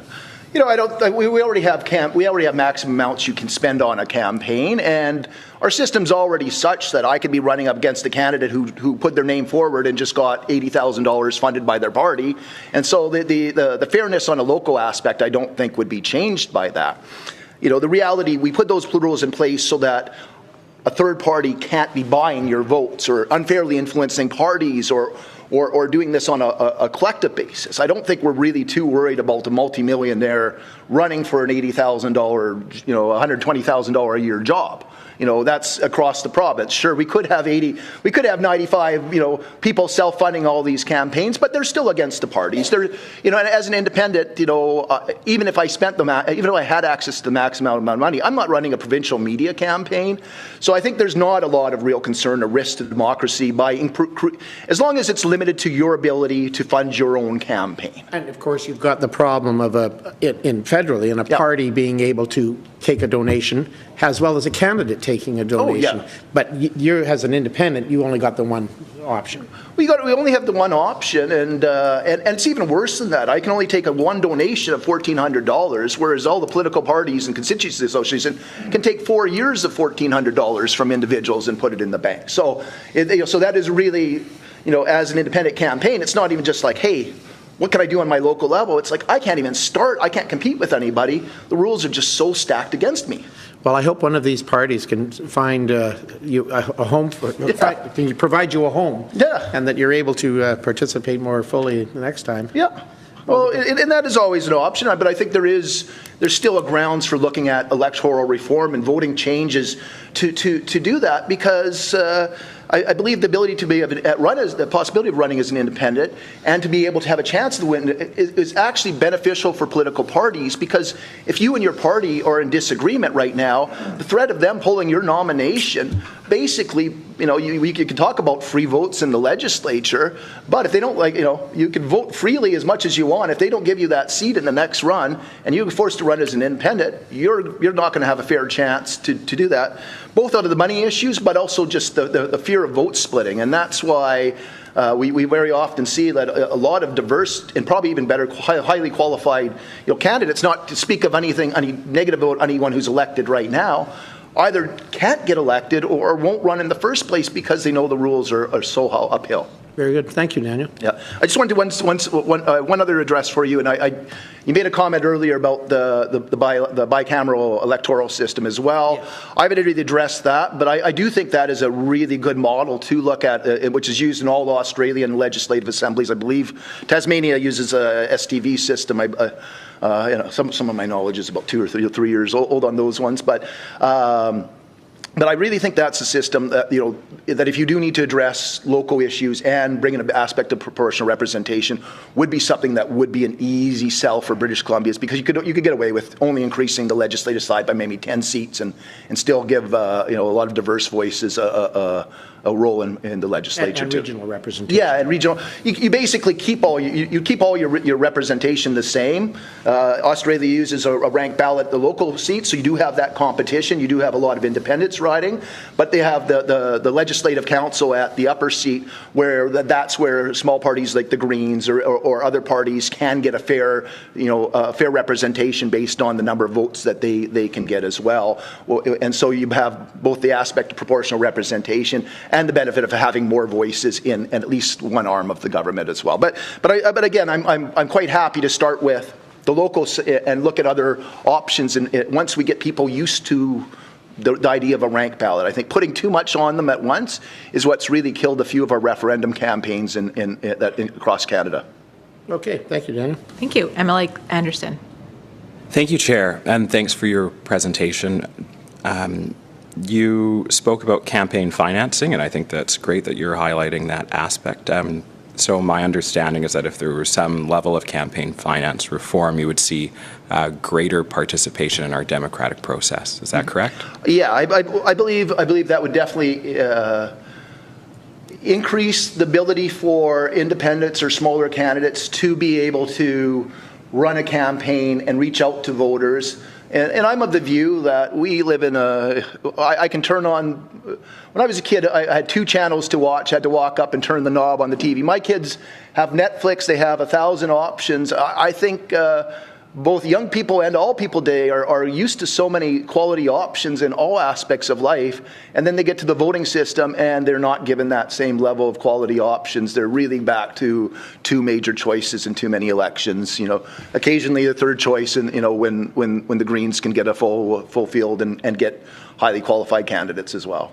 So, and I can tell you, as a younger person who ran for city council and was elected, it was not very easy having to fundraise, but it is what it is. The second thing I was going to mention or ask a question about is, you said that people are often voting against something rather than voting their conscience. In the last election, voter turnout was approximately 60%, 40% of people stayed home. Hypothetically, if 40% those individuals who stayed home voted for the Green Party, we'd probably be sitting here with a Green Party majority. So would you say that perhaps there needs to be some more education on in our education system to be able to sort of encourage people to vote their conscience? Because I can say, just using myself as an example, that I have never strategically voted, and I have not voted, my candidate hasn't won all of the time, but I have never felt like my vote has been wasted. But many others do feel that way, and I can empathize with them. So I'm just curious on that question. Yeah, you and I may vote very similar. I mean, it's a secret ballot, obviously, but I've had very few winning candidates. So, in my career, I'm somebody who actively engages and actually believes in voting for the best person. So I try to, vote within that where I can see, a difference. And I think that is really important. But as far as the idea of bringing in more voters or more individuals, well, the first of all, you can say, hey, we don't have a system where voters feel that their votes count. And that can be solved by proportional representation, and that can be solved by a rank vote, because then I, as a young voter, can say, hey, a Greens or Marijuana Party or Independent, but I can vote for them freely, but I also can vote as a safety, as a second choice or a third choice, so that I know who to exactly vote for. I know where my vote can go. But in that regards, I want to kind of move it back to kind of the idea of the election. And you guys knock on the doors. You may not even have control over what material gets sent out in your riding. But I can tell you, if you look at a mailbox in the last campaign election, you're going to find two things in your mailbox. You're going to find out how bad David Evie is and how bad John Rustad is. You're not going to find much positive about either of the campaigns. Now, I'm going to say that in my local area, you may have you may live, you may be in an area where they didn't bother putting a mail out in all the ridings from your opposing party, so you might be lucky about that. But if you're in a highly competitive riding, you're going to find out that's all that voters are exposed to, is how bad one party is or how bad the other party is.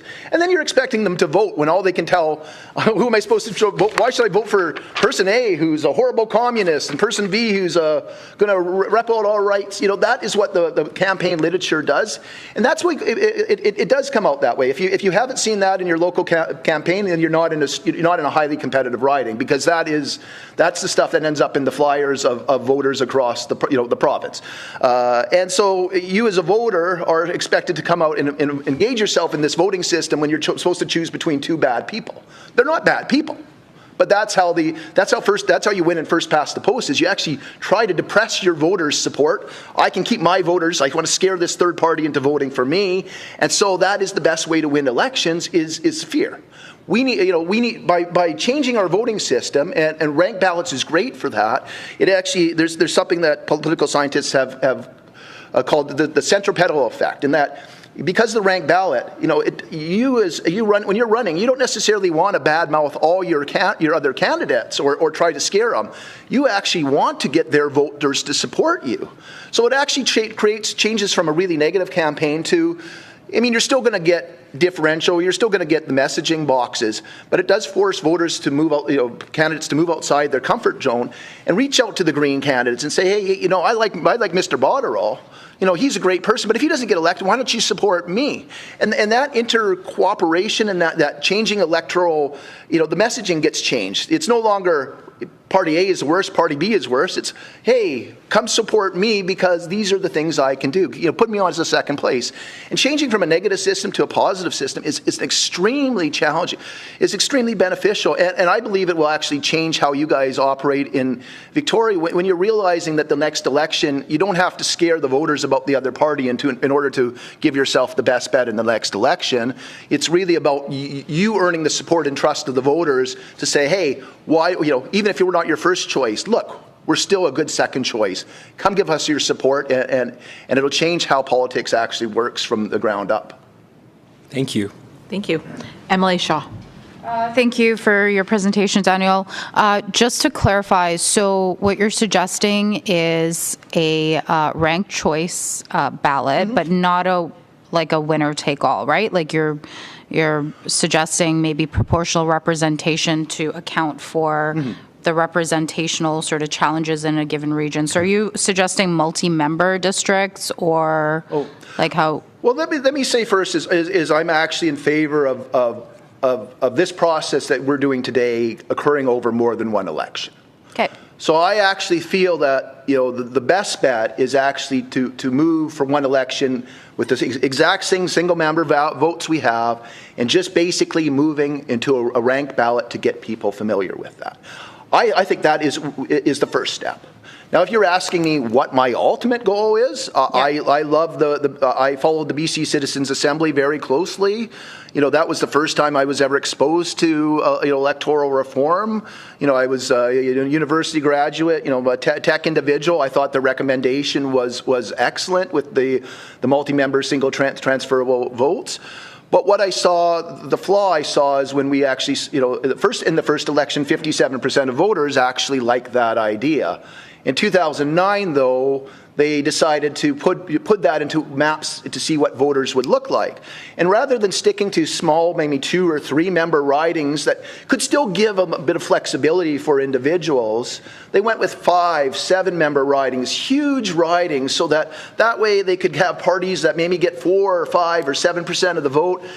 Everybody can get a seat. And it was very much focused on party levels. And I felt that was, that turned people off. And if you were going to a proportional system, start small. You don't necessarily need to have everyone with 4 or 5% of the vote getting elected, and you don't need to either, because most small parties are actually centered around 1 or 2 individuals, and they might get 4 or 5% of the vote across the province. But they can still elect fellows like Rob in his riding, or Elizabeth May in her riding. So even though you might only see the party getting 3 or 4%, we still have local concentrations that are much higher. So you don't really need to worry about giving local representatives with 7% of the vote. Often, if the threshold with a 3-member riding would be elected with 25% of the vote, you're still going to get quality candidates from small parties having a fair chance of getting elected. You're just not gifting seats for people on the basis that they've ran with a political party.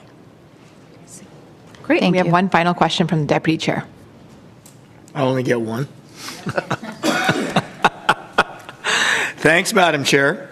Thanks very much for your presentation. A question, when we talk about ballots, in as much as that, whatever the thresholds are going to be, 5%, 10%, and I totally agree with you on the challenges of even municipally being able to raise money. I would suggest we should have a threshold of at least 6 months on a predetermined writ period. I mean, it's very difficult provincially when you could call an election tomorrow if we were sitting in the House, but I certainly understand your concerns, and I think it's something that we should be working on with Elections BC, and we'll certainly bring that up. But on the ballot questions, do you think that we should have the opportunity to ask specific questions on our ballots similar to what they do in other jurisdictions? And the reason I'm asking the question is because... Are you talking about referendum questions? No, I'm talking about policy questions. Okay. And the reason I'm saying that is because, there seems to be a lot of, it's a trust issue where people are disenfranchised. Maybe I have a belief that the Green Party actually doesn't even agree with me, but they're the lesser of 3 evils or whatever. So I'm going to go with the Rhino Party, or I'm going to go with you. Yep. But how is that? Do you think that's something that we should be looking at as well? If we're not going to allow free votes as many free votes in our legislature like we talked about, and allowing the MLAs maybe having more flexibility, would you support having specific questions on a ballot? So if there is a specific question that's in an election that, Party A promises to do, the only other way to make them fulfill that promise is the next time we go for another election cycle. Is that something that you'd like to see? Do you think that's important? Well, I want to address 2 parts of that question. So on one sense, I think you can get the same information by hiring a polling company. I mean, the elections is basically just a buy and poll, but we're giving legitimacy to the result. So unless you're using that as a binding referendum, Angus Reid can get you the same results there. But I want to address the actual voting itself and the use of a ranked ballot, whether it's in single-member districts or whether it's in a larger system like single transferable vote. And that how people vote for their first choice actually gives you such a more incredible and dynamic view of that as well. So if I run as an independent, my issue was, the Law Society of BC, was one of the main issues that I was passionate about. And if I'm running on an issue like that, and I become first, even if I'm not elected, just seeing how many people say that is the main issue in my riding, that I'm going to vote for Dan Grice, or I'm going to vote for the Green Party, or I'm going to vote for this group who wants to protect this waterway, or stop a highway going through, and that's that candidate's #1 issue, and you can see how many people actually say, hey, if given a true choice, if giving a way to project my vote, give my vote to a candidate, knowing that if they don't have enough votes that I can still have a safety backup vote, that will tell you far more about what the true wishes of voters do than trying to, give them a bunch of questions that they may not have informed themselves on as well. So that's the one thing I really like about ranked ballots. Regardless of whatever electoral system you have, it's a way that you can see truly in a local level what is the most important thing to that voter when they vote honestly. Wonderful. Thank you so much, Daniel, for your presentation and for taking our questions this morning. Thank you. Thanks. Next up, we have Gurjeet Singh Gill from the World Sikh Organization of Canada. I hope to submit a written report to you after this. Yeah, absolutely. Thanks very much. Thank you. See you next time.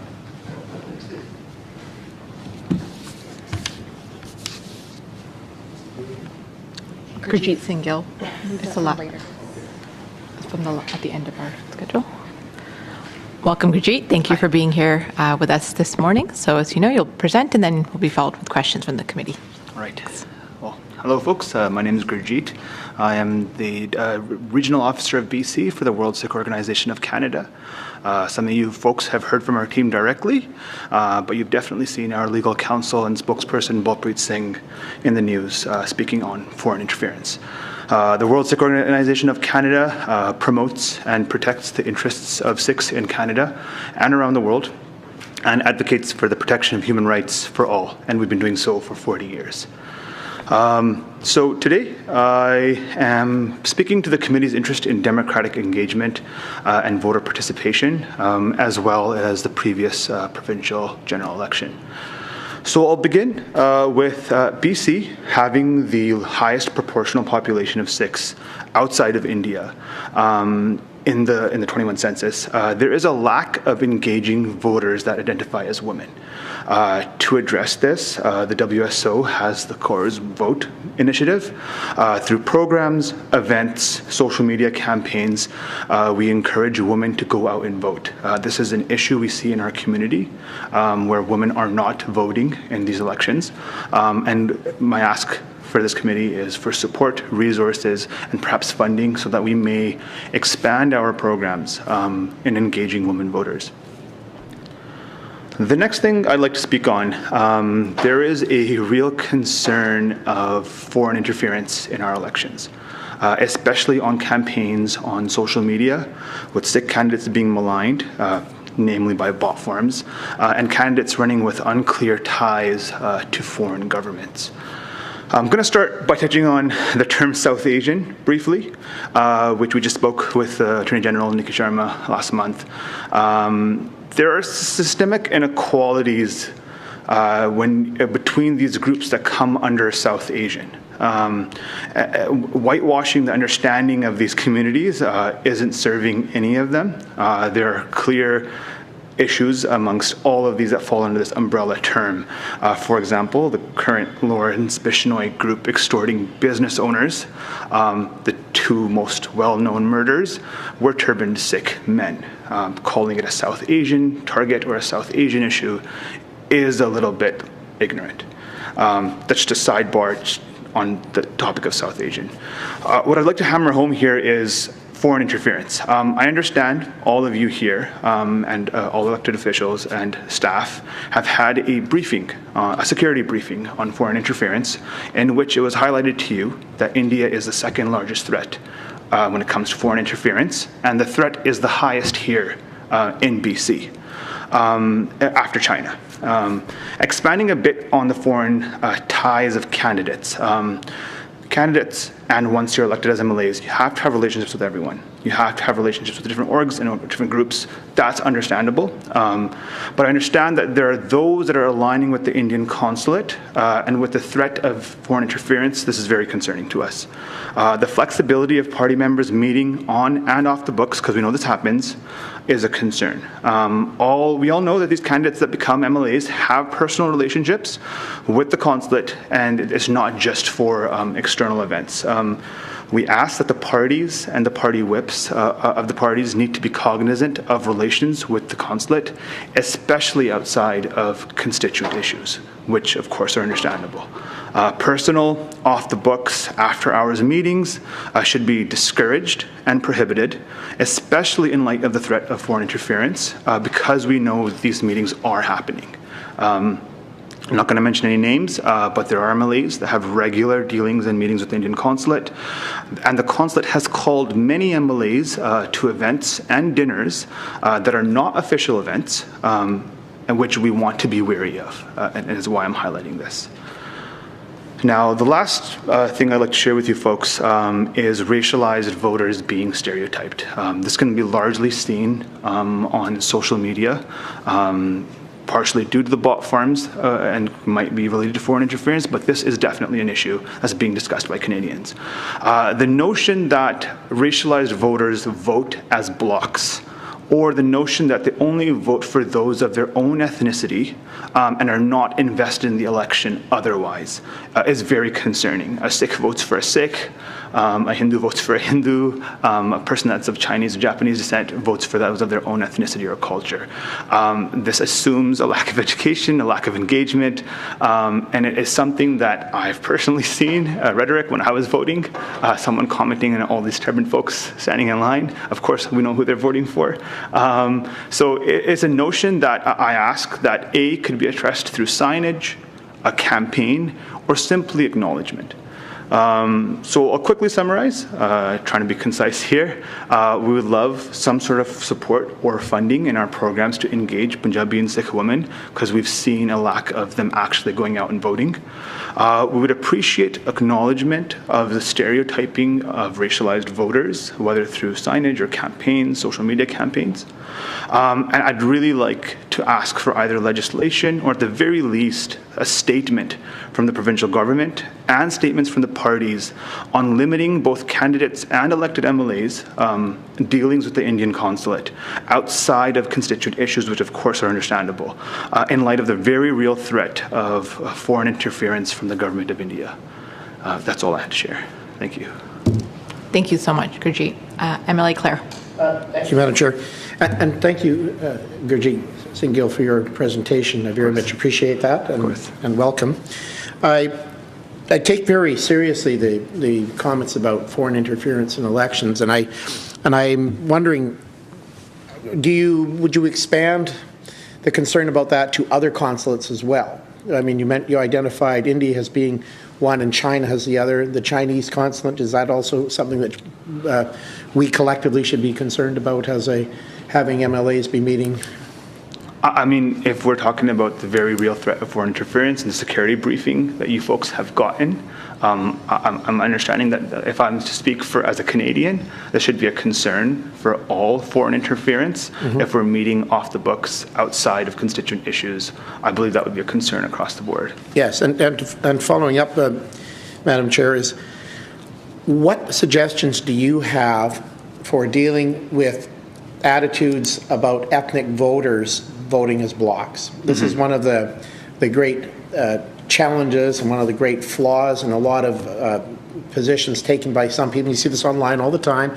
Everyone says, oh, we know this group is going to do this for these reasons.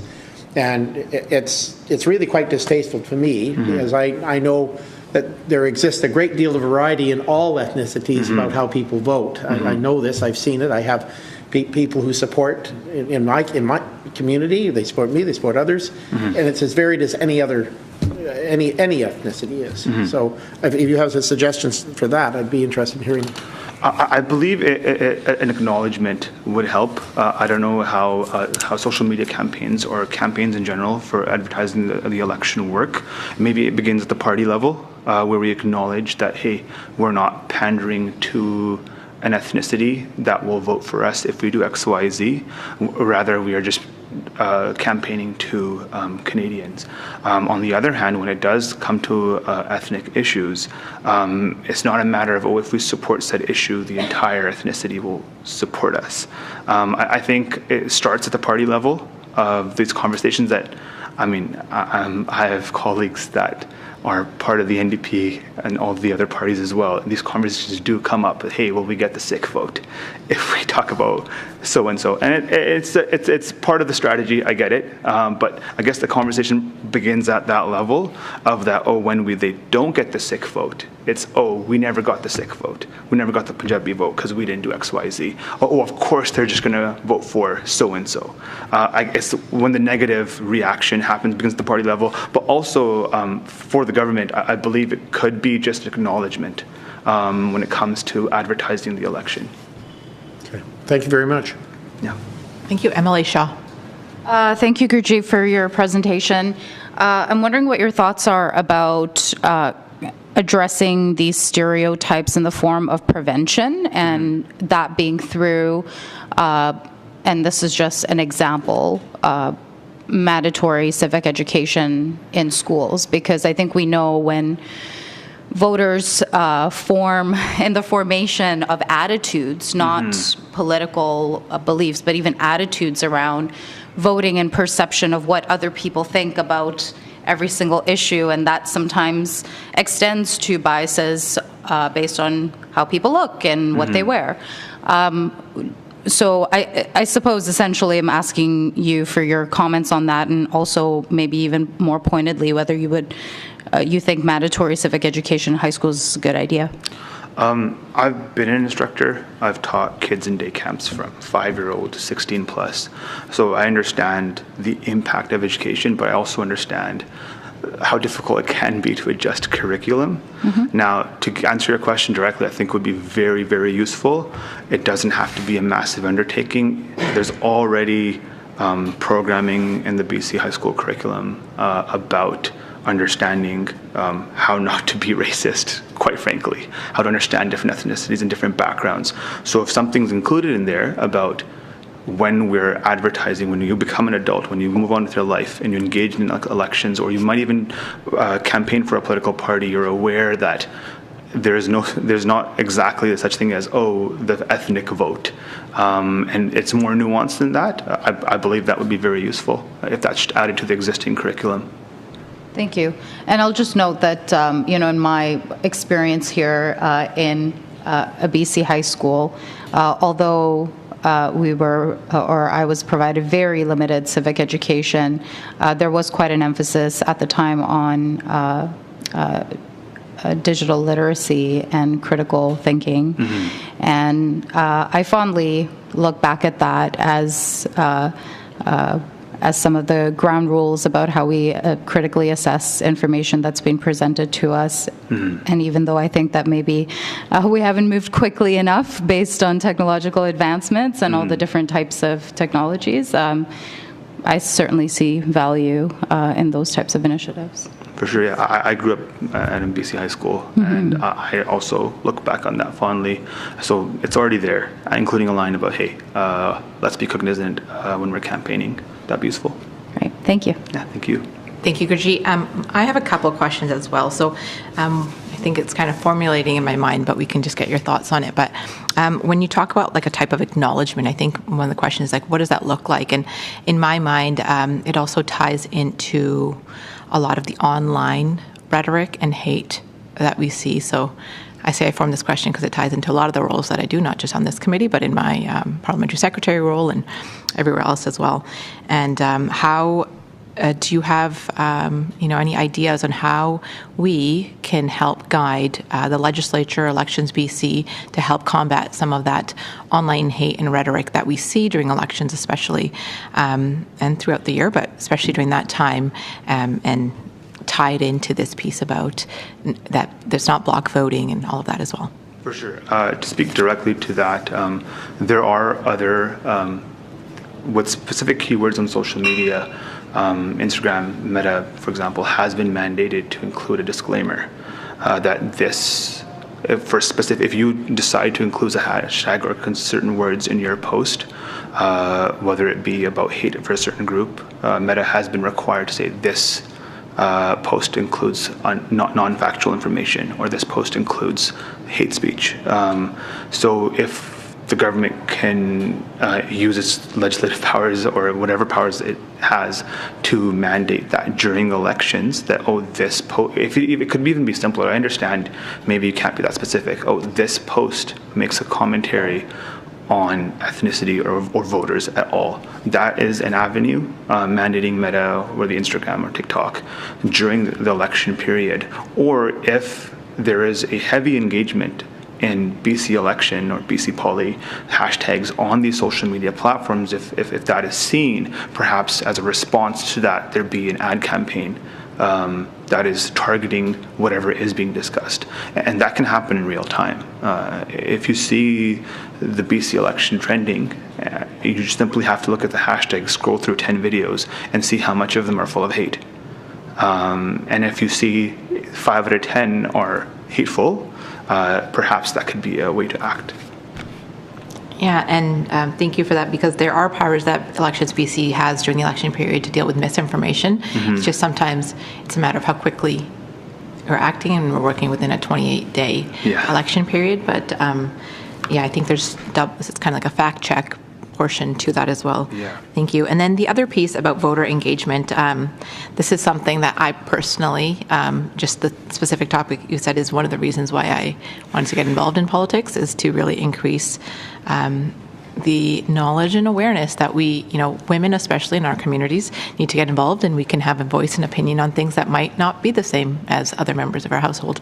So I know that's something that I personally working on, but what can you suggest to us as a government that we can, as a committee, that we can put forward to government to help increase that level of engagement with, and I know you've been, supporting yourself as well, but what could we do specifically, legislate something that would help engage not just the Sikh community, but many racialized communities that may be feeling the similar way that women voters especially are not engaged? For sure. I appreciate that. I think that I could tell you to do an ad campaign, and that might be effective. You might see a change. But I think it is engaging in organizations such as ourselves, where if provided funding, because we're volunteer run, we have 4 paid employees. Myself, regional officer here, my counterpart in Ontario, our legal spokesperson, and one other paid employee does a graphic design. We don't have the manpower to actually be boots on the ground for specific issues all the time. We do our best. People are working off the sides of their desks during their day jobs. So you can do an ad campaign, or you can provide funding and support to organizations such as ourselves, where we can hire or do a campaign to have a volunteer call out and engage that woman in Sikh gurdwaras, for example, which see visitors upwards of 70,000 a month, and actually speak to them on the ground. I'm not a marketing campaign analyst. I don't know how those numbers work. Perhaps this is something that needs to be addressed on an ad campaign. But I really encourage our organization, other organizations for other ethnicities, empowering them to engage the community directly. Because the women that we've been able to speak to as an organization, we've empowered them to, find a way to go vote. I understand you have to take care of your kids. I understand you have to make dinner. But this is like a civic right. This is your right to vote. You need to participate in this election. So I really think these grassroots movements are more effective than a general campaign. Perhaps general encouragement through a campaign might see some results, but I really think it's empowering these grassroots communities. Thank you. Emily Botterill. Great. Thanks, Madam Chair, and thank you for your presentation. Through much of this, we've, and a really helpful discussion, talked about the importance of civic education and really increased knowledge. One of the items that's come up in a number of presentations is reducing the voting age, and I wondered what you thought of reducing the voting age to 16 and whether it might relate to some of the work you're talking about. To answer your question, quite frankly, I think the issue is really about stay-at-home mothers and grandmothers.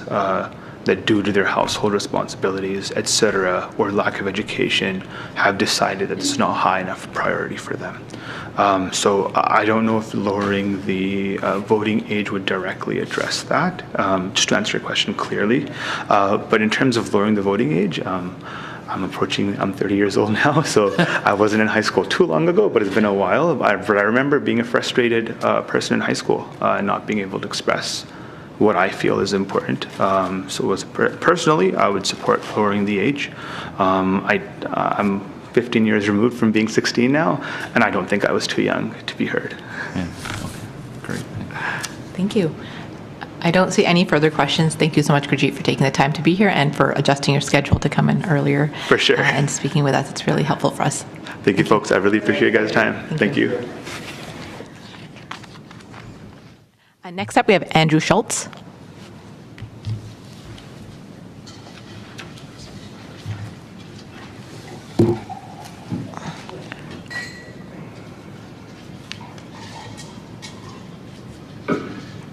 Welcome, Andrew. Thank you for being here today and for being okay that we're running a little bit behind schedule. So thank you for taking your time. I'm retired.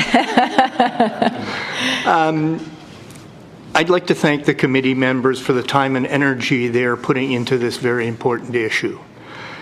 I'm a fiscal conservative, and I believe that dealing with social justice will deal with most of the problems in our society.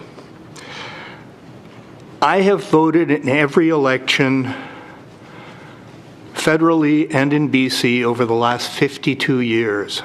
Only once in that time was I able to vote for a candidate who was elected and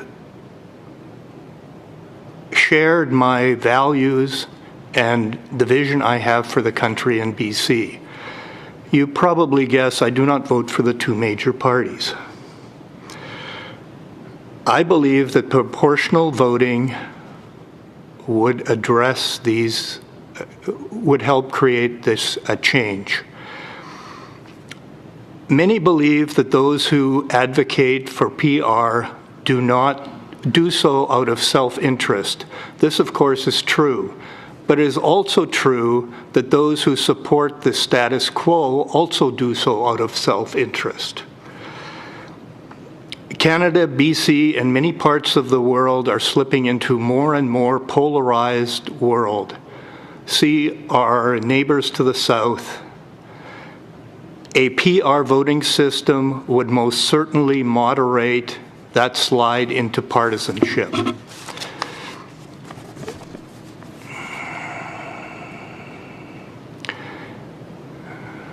I view PR like the metric system, and first past the post like the imperial system. The only countries that do not use the metric system are the United States of America and North Korea. I don't believe that's the direction we want to go in. There is broad support for PR. Many polls show support of well over 50% for PR, more than any political party in BC or Canada has ever achieved. The 2005 referendum on electoral reform received the support of 58.5% of BC voters. Provinces can separate from the country with 50% plus one. It seems, based on that, any government would have the mandate to instigate PR in British Columbia. I support all systems of PR that result in a true proportional outcome. I do not support another referendum. I think another referendum would be futile, to say the least.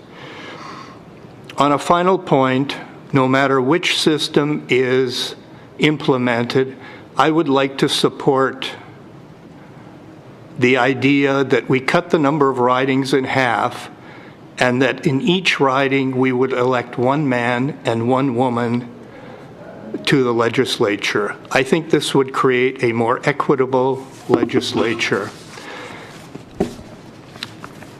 In final, if politicians truly supported the voters of this province over the will of their respective parties, they would implement PR.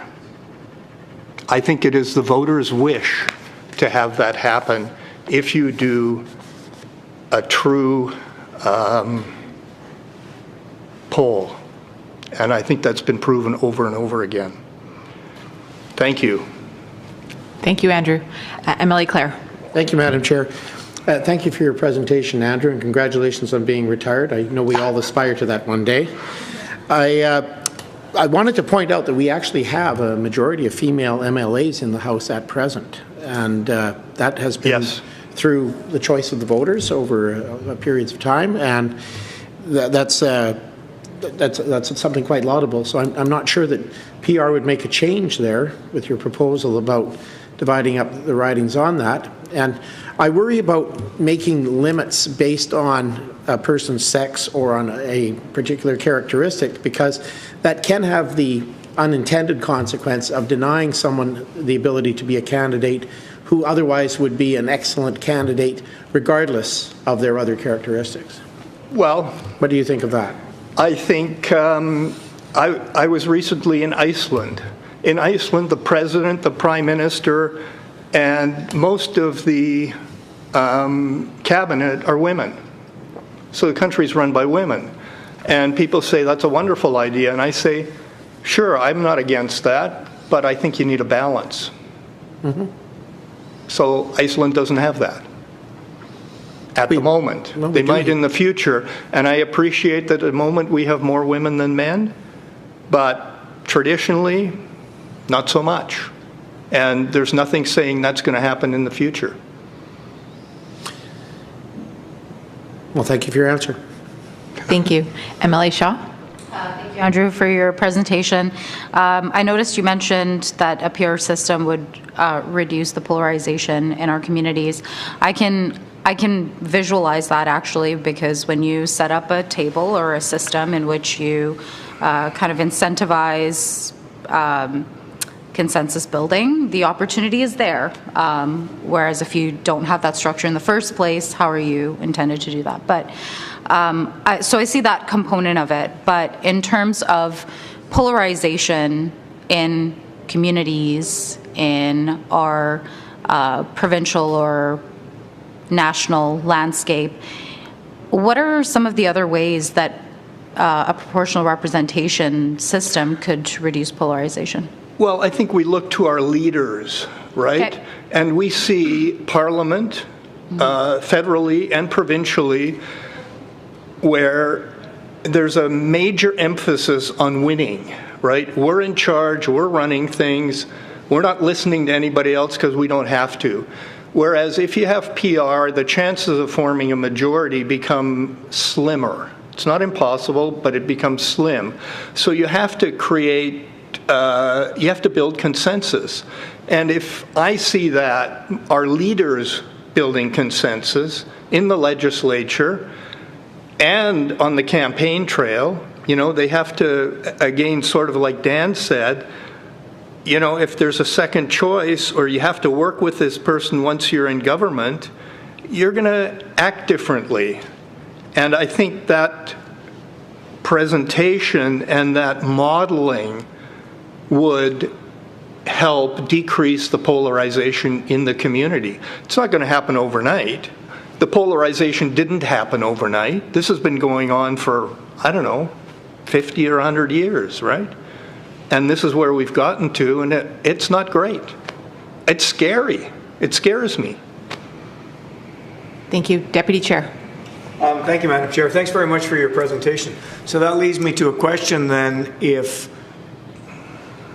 in so many other jurisdictions, and Scotland is a really good example, where they brought in proportional representation from a majority party, and 2 or 3 elections later, they're basically wiped right off the map. What would incentivize the parties to change?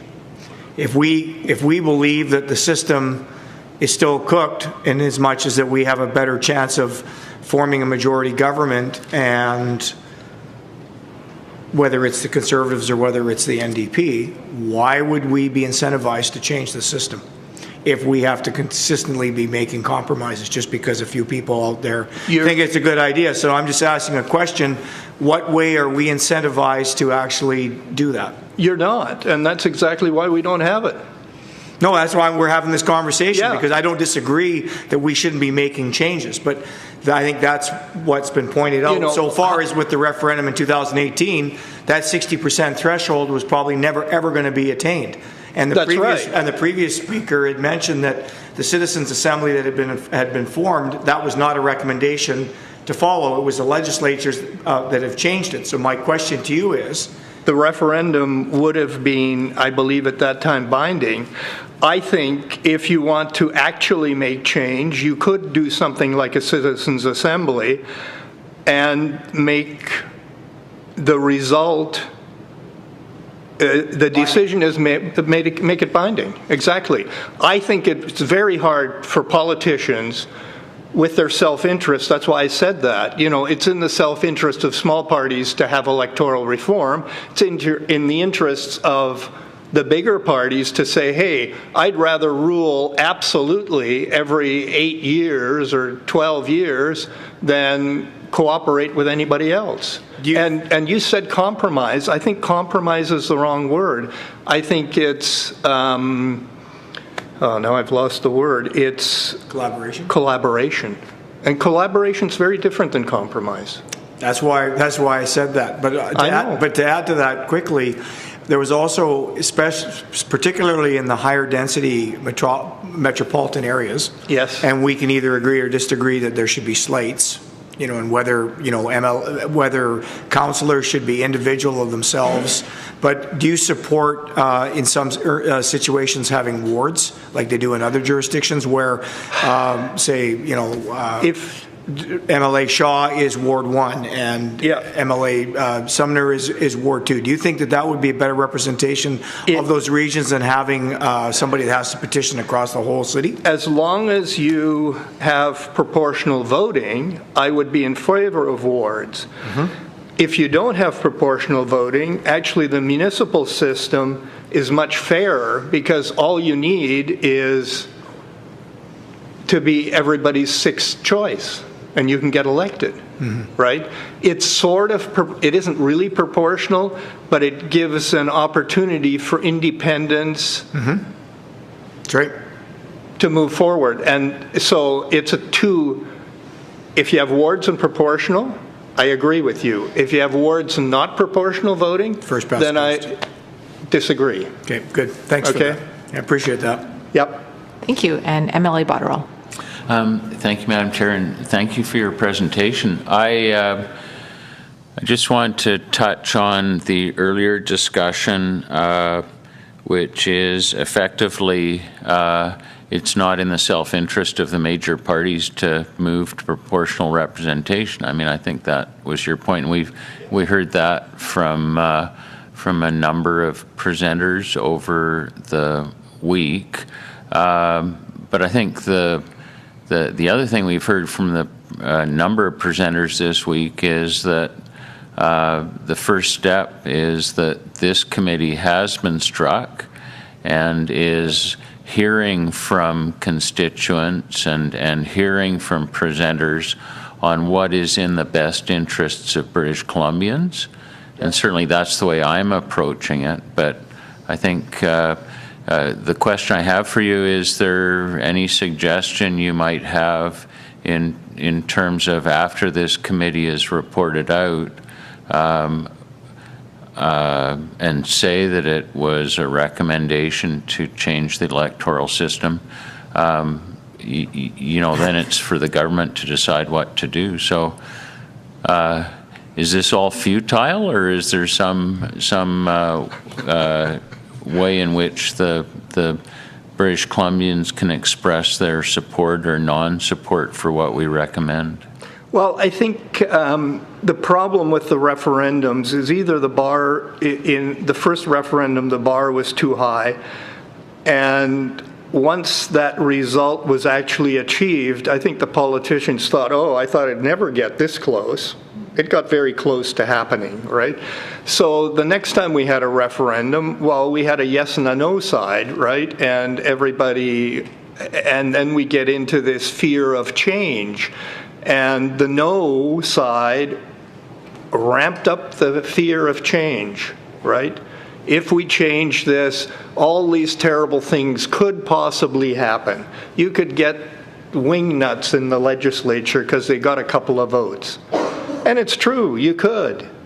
But it's better to have the wingnuts in the legislature than sitting outside. Okay? Because you're never going to get you're never going to get a lot of them. Right? I didn't hear what you said. I'm sorry. A few premiers who probably could be called that. Some yeah, I don't even disagree with you. That happens, and I think, like Sweden ended up with 5 or 6% of extreme right-wing people in the legislature, and by being there, they kind of changed their tune because they saw how things were working. And the consensus was we're better off having them in here so we can work with them and have things happen than to have them sitting outside screaming we're doing everything wrong when they see the reality of what you have to do to make things work in a government.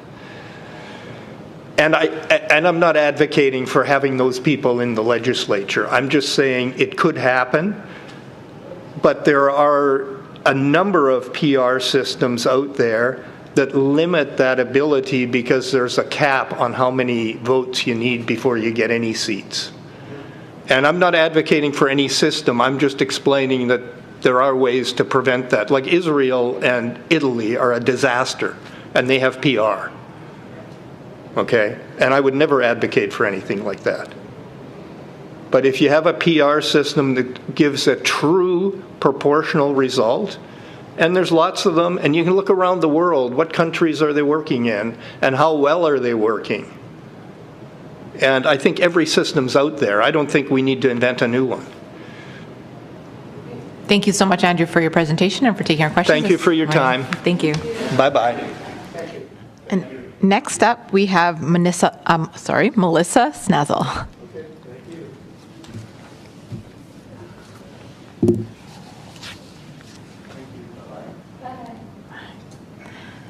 Welcome, Melissa, and thank you for your patience this morning. Oh, thank you. Thank you for putting this committee together, and thank you for listening to our ideas. This is a really big, important decision in our world today.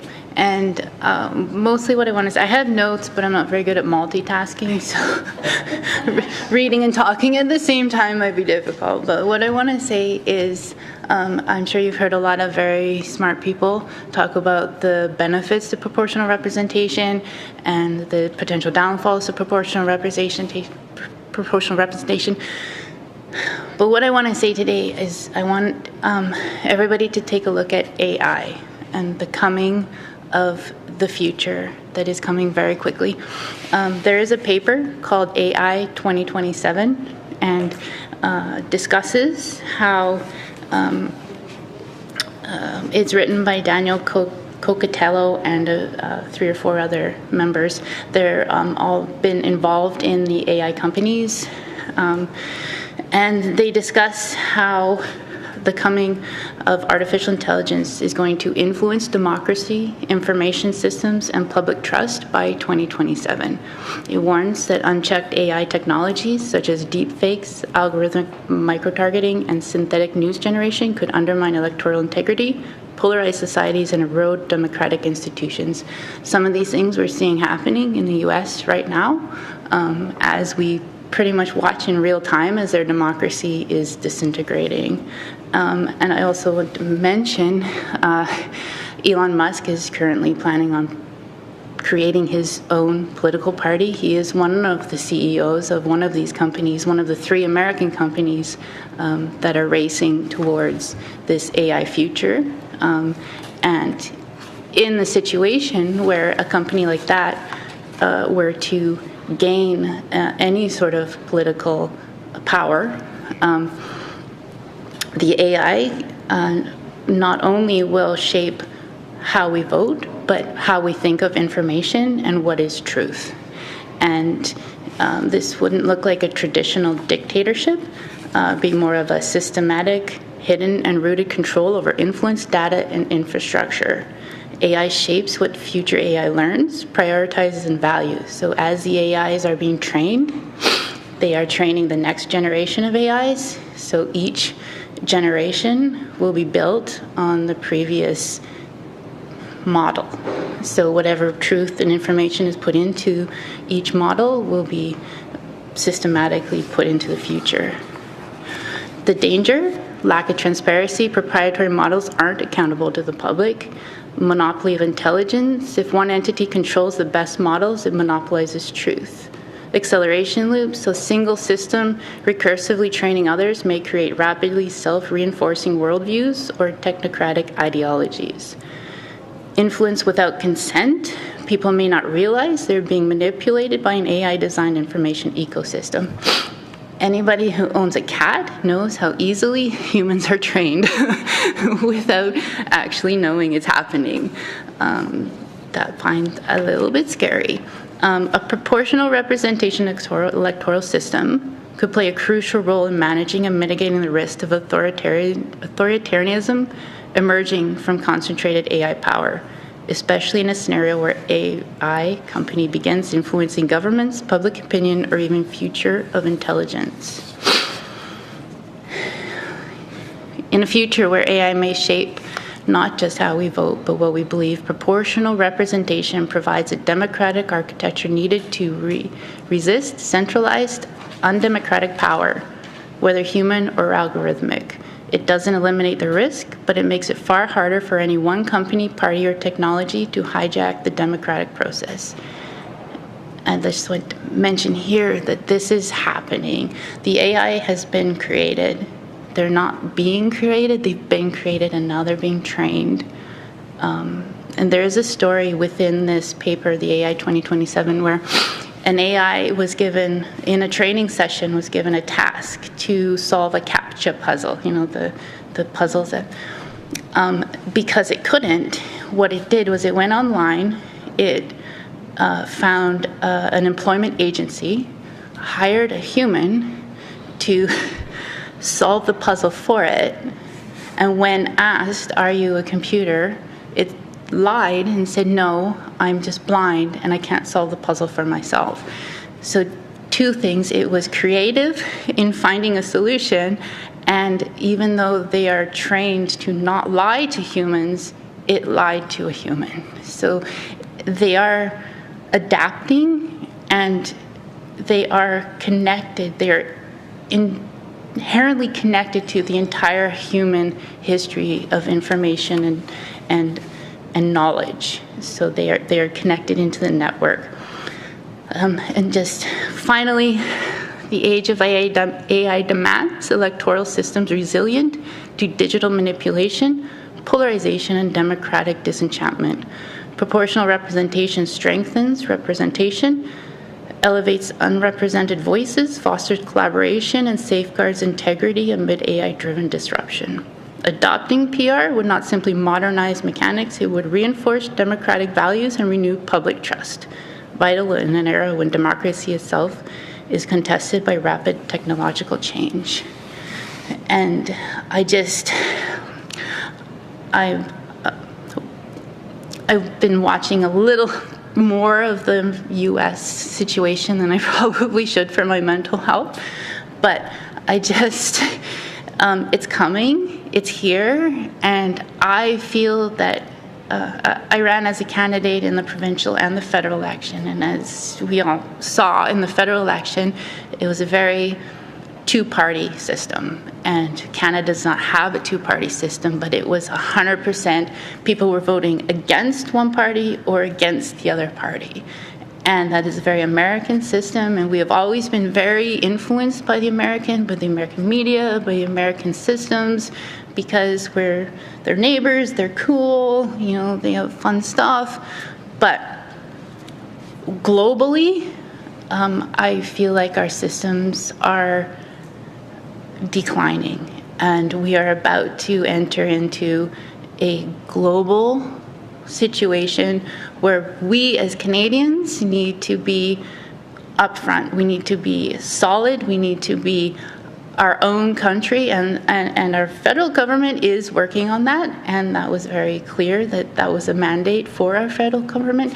I think that BC can be a leader in this and take the step to say, we need to prepare for this future. The future is different than what we've ever seen before. We barely can even predict what future is. So we need to be managing this future as it's happening rather than predicting it. So thank you. Thank you, Melissa. That was very informative and a little terrifying. But, thank you. MLA Shaw. Thank you so much, Melissa. I have to say you are absolutely incredibly bright, and this was very, very informative, and I agree with Madam Chair, a little bit scary. I'm wondering what your comments are on the vulnerability of our electoral system, because you mentioned that proportional representation could sort of decrease the influences of AI.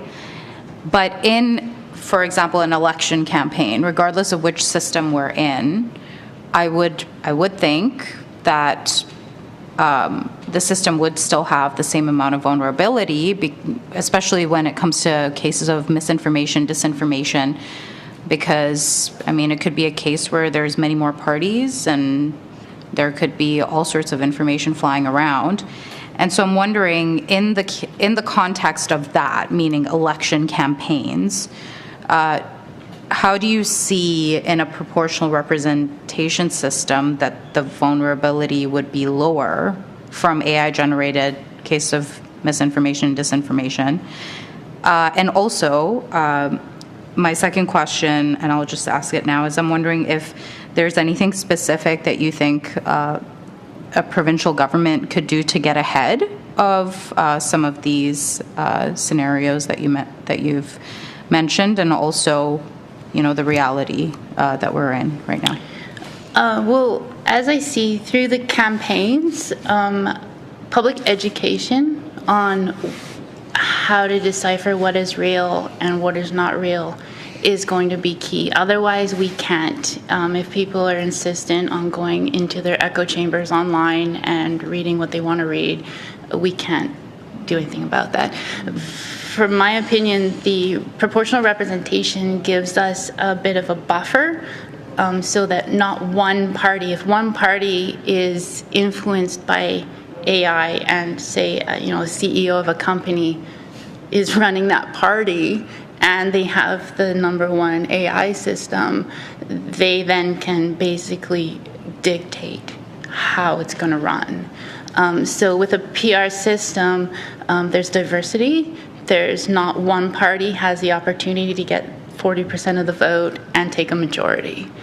So we have multiple voices, and so that the CEO of one company cannot take reins of our political system, which through the last two elections, I really saw like a lot. People weren't voting. People just weren't voting for what they believe in. And it was rather disheartening to see so many people. And in the federal election, I know this is provincial, the federal election, so many people said, I would vote for you, but I can't this time. And with PR, they would have that opportunity to vote. Yes, I want to vote for you. I will vote for you. It doesn't matter what the other two parties are doing. I want to vote for you. And I just believe that in the provincial system, BC has been a leader in this country since our introduction into the country, because it was the fight with the Americans that led us to be part of Canada and to have our own rules and our own laws. And I think BC can be a leader in this, and Canada needs PR, and if PEI already has it. If BC gets on board, I think we can influence the rest of the country. Thank you. Thank you. MLA Clare. Thank you, Madam Chair. And thank you for your presentation, Melissa. I share your concerns about the rapid, unchecked spread of AI as a means of directing our society in a large manner of things. I come from education, and I saw firsthand the terrors of what is happening in that environment with AI. It's quite disheartening. I'm not sure, though, that PR provides a defense against AI. I think AI is a lot more adaptable and able to provide all kinds of pressures on voters and political groups to force results. And I don't think it does stop that. And I think it would have it has the same effect regardless of your electoral system. I think it would have the same effect on first past the post as it would on any sort of proportional representation system. I think it could easily limit choices. I think if it chose to, it could be used that way. It could, the online misery that's out there could certainly be manipulated. I mean, I've been the victim of AI. I've used, I haven't used AI to check things because I can detect it fairly easily, or I have been able to, but it's becoming more and more insidious. And I just wonder what you think about those aspects of AI as being, well, I think I know what your answer is going to be, but that it is really a broader threat than a narrow one to one particular type of voting system. Yeah, I think my major concern is the concentration of power, where one entity within the first past the post system doesn't need that much support to take pole position. So with the PR system, it's a minor safeguard, but it's the only safeguard I can see at this time, because so many people right now AI is no different than a calculator. It's no smarter than a calculator, but it's something so different, and it's learning, it's adapting, it's being trained. It's not being developed, it's being trained. So anything that's being trained is learning, which means it's learning. It's already passing emotional intelligence tests better than humans. So if you have an AI that can pass an emotional intelligence test, that means it can go toe-to-toe with you on emotional intelligence, which is where humans' weakness is emotions. So if these AI can take on humans at their most vulnerable, we're screwed, basically. Apologies for the French. But so my concern is a concentration of power. If a CEO of a company can take on the political system and enter it as on the first past the post system, they can take power with 40% of the vote. If we have proportional representation, at least we have other voices that can maintain a balance within our system and fight back against that majority of a CEO. But wouldn't a two-party system be a better check because you would have the AI versus the non-AI? No. That's what we're trying to avoid, because the AI will win. My husband is super excited about our AI overlords coming because, so this is a daily situation. I hope you're able to resolve that amicably. Yes. I cook steak. It's fine. Thank you very much. Thank you. We have a final question from MLA Botterill.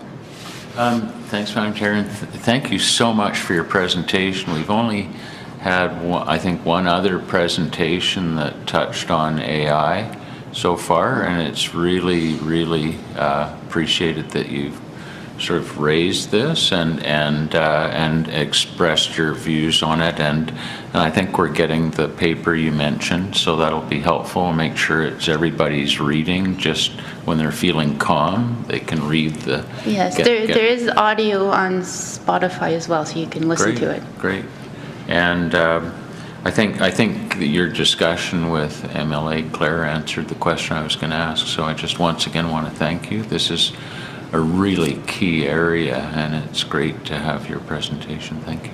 Thank you so much. Thank you, Melissa. It was very insightful and very helpful to our committee. So thank you for being here and taking the time today. Thank you for the opportunity. Thank you. We'll take a break now until 1 o'clock.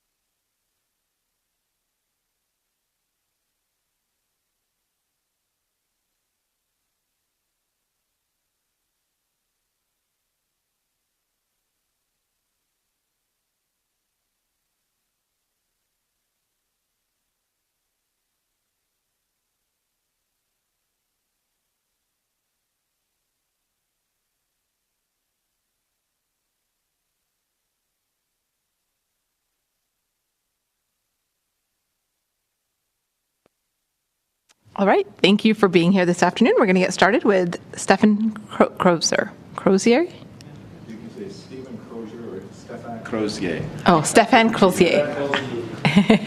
Sounds more metropolitan than all. Okay.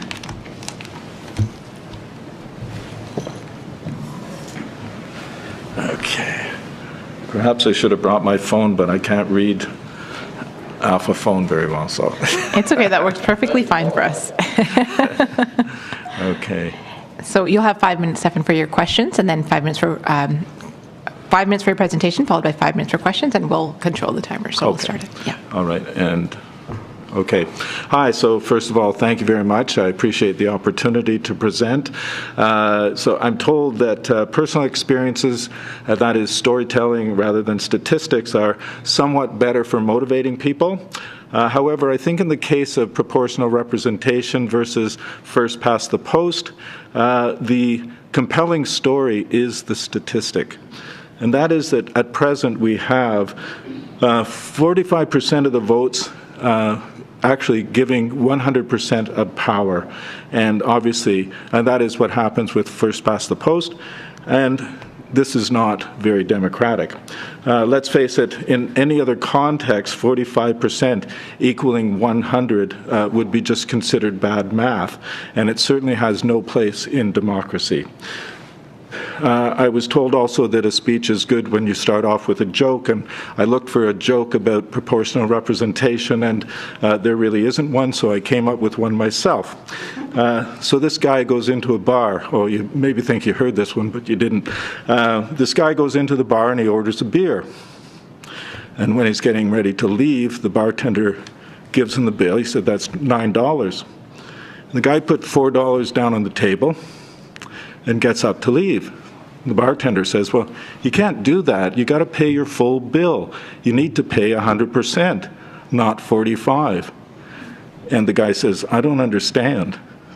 Now, perhaps that's not very funny, but I think it does represent what we're doing with first past the post in any other context. It just doesn't work. So, the other thing is about personal experiences. Now, for me, I've always voted for people and policy. So I haven't really got caught up in the strategic voting thing. But it seems as though with modern politics today, no matter what happens, I kind of lose. So let me explain this. The election is over. Many citizens didn't even get a chance to vote for someone or something that they wanted to, because there was something or someone else that they didn't want more. Additionally, many of us who voted for the people and policies we wanted knew as we cast our ballot that we would lose. And what if my candidate does win? How sweet is that victory? Well, as democracy fails, power has become more and more centralized within within parties and within governments. So the parties put forward a platform, but once in power, there are other forces at work, largely, I would say, paid corporate lobbyists, who arguably have more influence over the government than the electorate. And let me explain that. Why? Because the electorate mostly has but one chance to influence the government, and even that opportunity is compromised by being forced to vote strategically or in voting in a way where you know that the ballot you cast will not count.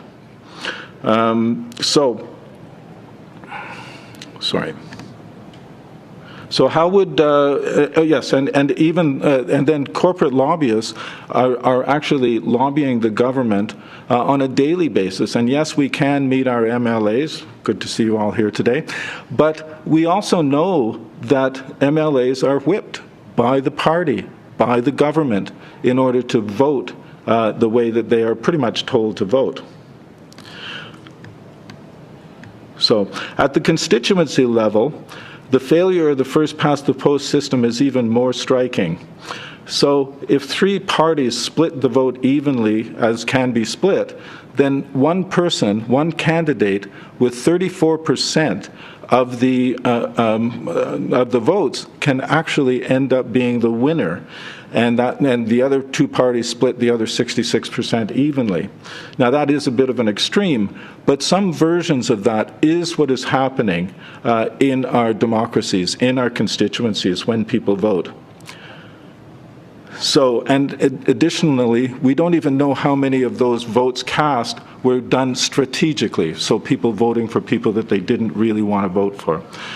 With proportional representation, there can be more than one representative in each constituency, and this provides better representation. It actually provides for more winners than losers, and that makes for good cooperation, good government. In fact, it makes for a better world. So in closing, we all want democracy to work. We want more participation in democracy, with voter turnouts being at 60%. That 45% turns 25% that are determining 100% of the power.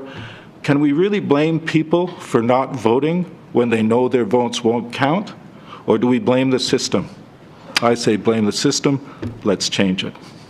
And before the next election, please. Thank you. MLA Clare. Thank you, Madam Chair.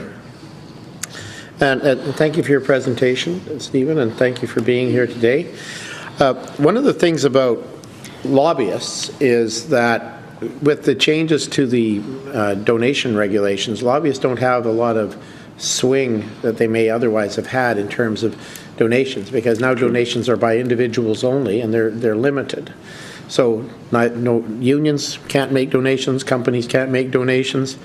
And I mean, when I was taught about politics, one of the things that was said to me is listen to their voices, drink their drinks, eat their food, and then vote with what needs to be voted on in the way you should want to vote on it, regardless of what you're told. And vote against them is what I think one of the phrases. So we're happy to listen to anybody.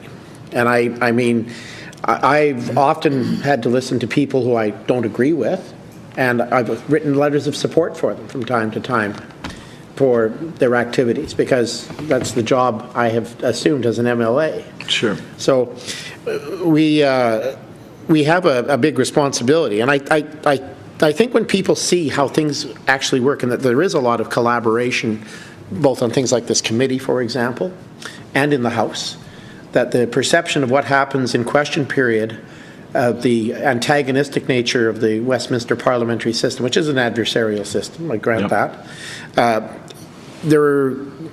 been in question periods where we've been asking questions, being quite vigorous, hit a minister with a question, they're stumbling for an answer, or making me be coming up with a great answer, and then a few hours later, or maybe the next day, I'm sitting in that minister's office and we're trying to resolve a problem for a constituent, and that stuff's all separate. So there is a fair bit of collaboration that goes on. So I'm not sure. I wonder what you think about that. Because you said 45% giving up 100% gets 100% of the power. In opposition, we have a fair bit of swing as well, even in the system we have. But I just wonder what you think about that. Yeah, so, yeah, I agree. And actually, as you were speaking, Sheldon, I was thinking, gee, proportional representation will enhance the type of government and type of interaction that you are already participating, and other MLAs are participating in, and it's actually shown in other countries where we do have proportional representation. It's less adversarial and there's more cooperation. I got thinking about that because I know that there's cooperation. I know that there's communication with among MLAs from different parties, but I got thinking that in a certain way, depending on the strength of the majority, which can be based on much fewer than 50% of the votes, MLAs on the opposition maybe have a voice, but almost no vote. They can vote, but there aren't enough votes. So proportional representation tends to help MLAs that want to cooperate and want to collaborate with those in other parties. So that's what I would say to that. And another thing too about the money, yes, I realize, and it's a great thing that we've got the money out of politics. We see in the States what that does. But I don't have to give you $100 to make a friend. I think if we sat down and spoke and got to know each other, that has an influence. And I do welcome your donations. Well,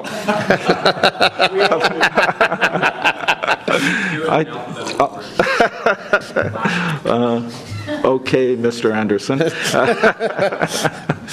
Yeah, but so you see what I mean. When I'm talking about corporate lobbyists, I'm not talking about the idea of their donations. It's the idea of that day-to-day contact that they can have, and they're paid to do it. And I think it would be hard to deny that has had an influence. And I think that as we strengthen the power of the electorate through proportional representation, it shifts the power.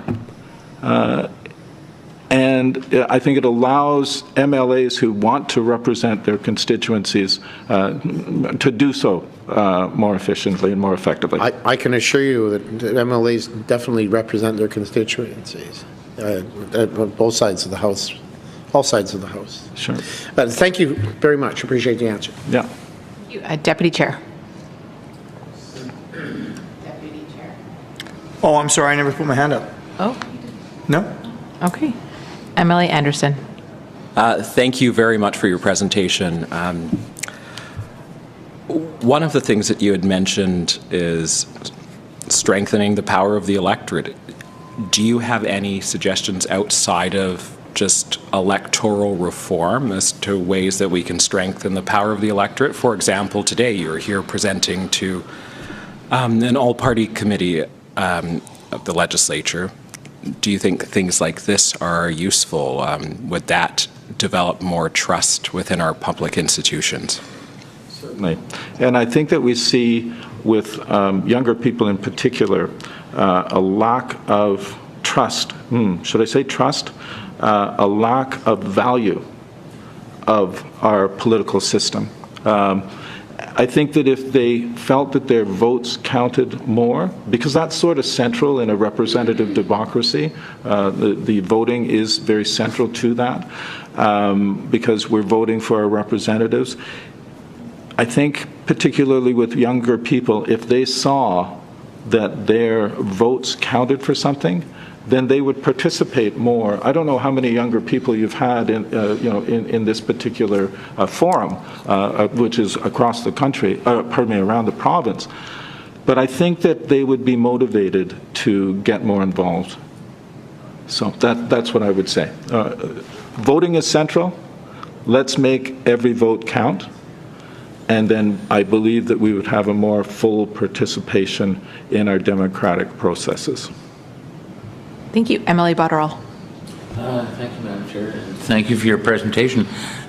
I just wanted to circle back to the impact that proportional representation could have in terms of collaboration and in terms of and using that as opposed to compromise.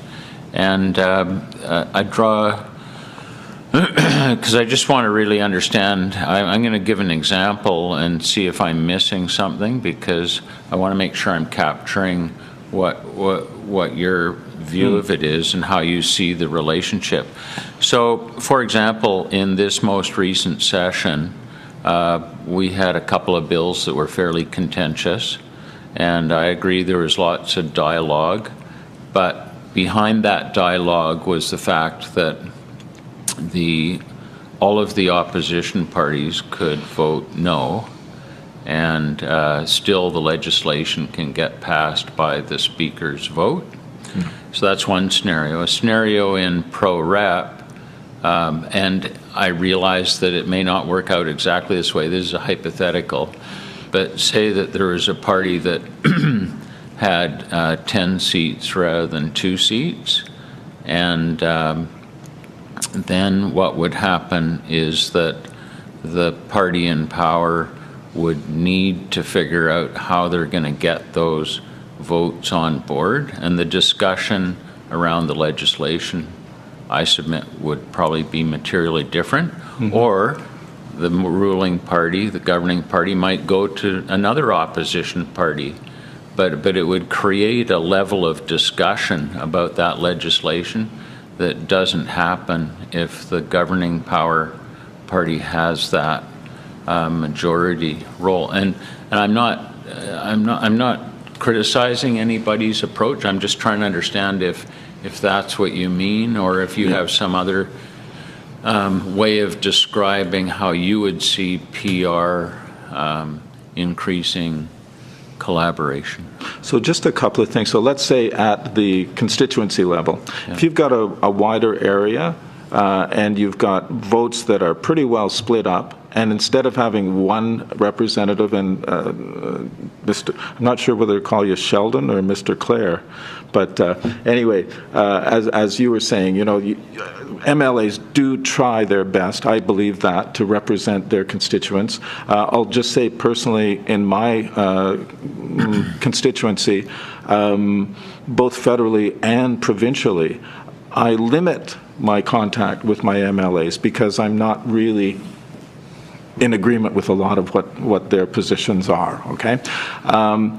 If we had more than one representative in an area at the constituency level, it would allow better participation. As I sort of said, it's like more winners than losers then, in terms of who people can go to depending on what the issue is. The other thing, too, is that I would say that right now with First Past the Post, you would have parties that are probably getting 10% of the vote or 15% of the vote, and only ending up with two representatives, right? Something like that, okay? So the makeup of your governing body would much better represent the people and what they voted for if we had proportional representation. And I appreciate you almost answering my question for me because you're absolutely right. It means that people have to cooperate, they have to involve everyone in the discussion much more than they do now. Now, if you've got a majority, as I said, in a lot of situations, opposition MLAs have a voice, but really no vote. And I think that's what you just pointed out. MLA Clare. Thank you, Madam Chair. How would a proportional representation system deal with members of the House who decide to cross the floor? Say you have a person who's in one party and they take a position on an issue and they find that they need to further their interests and they can cross the floor and maybe change the structure of the House in that way. And I mean, that's a long-held tradition in the Westminster parliamentary system, and no less than Winston Churchill took a couple of jaunts across the floor himself, and there have been many, many others who have done so when they felt that either their party had left them or they needed to leave their party over a policy or a particular issue. So what do you say to that? Well, my first answer is it's above my pay grade. But since I'm not being paid, I'm not sure that holds true. Doesn't work here. What I would say is that with proportional representation, policies are actually a determining, a dominant factor, okay? Much more so than it is, because right now it's actually the parties, in a way, that are the dominant factor. So as Rob pointed out there, that if you've got a majority, it doesn't matter what anyone else says. You just push through whatever you want. I shouldn't say, but I'm just saying in the end, you have a voice but no vote in the way it works out. So the other thing with people crossing the floor, they still, I would say, have the same amount of power. They've just taken their policies with them and are sitting in another place. Mm-hmm. So that's, is that good enough answer, Sheldon, or was there something? I think it's probably something that needs a lot more of a conversation. It does, and I'll tell you, I mean, that's the way I would say it. Policies are going to dominate, not parties, and I think that's the way we want that's what we want in good governance. So. I appreciate your answer. Thank you. Wonderful. Thank you so much for being here this afternoon, Stephen, and for sharing your thoughts with our committee. Okay. Well, thanks for the opportunity again. And good luck. Thank you. Next up, we have Maureen Kiran.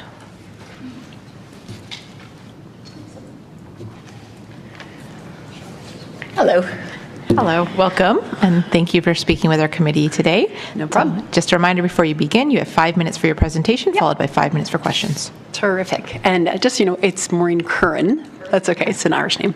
And I'm, as you can see, I only actually found out yesterday because my original invite got lost in the mail, and so I found it when I got the change in time, so I'm a little bit going to just be speaking from the heart here.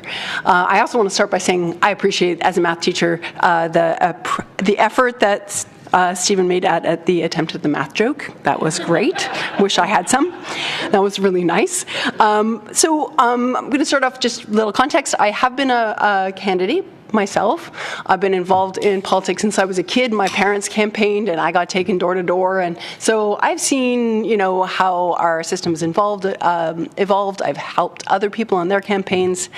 And I have to say that, even when I've run, it's been a token role. I've been the name on the ballot in an area where we knew that there was zero chance, or maybe it was 0.00001% chance that I would win, but we know that rounds off to zero.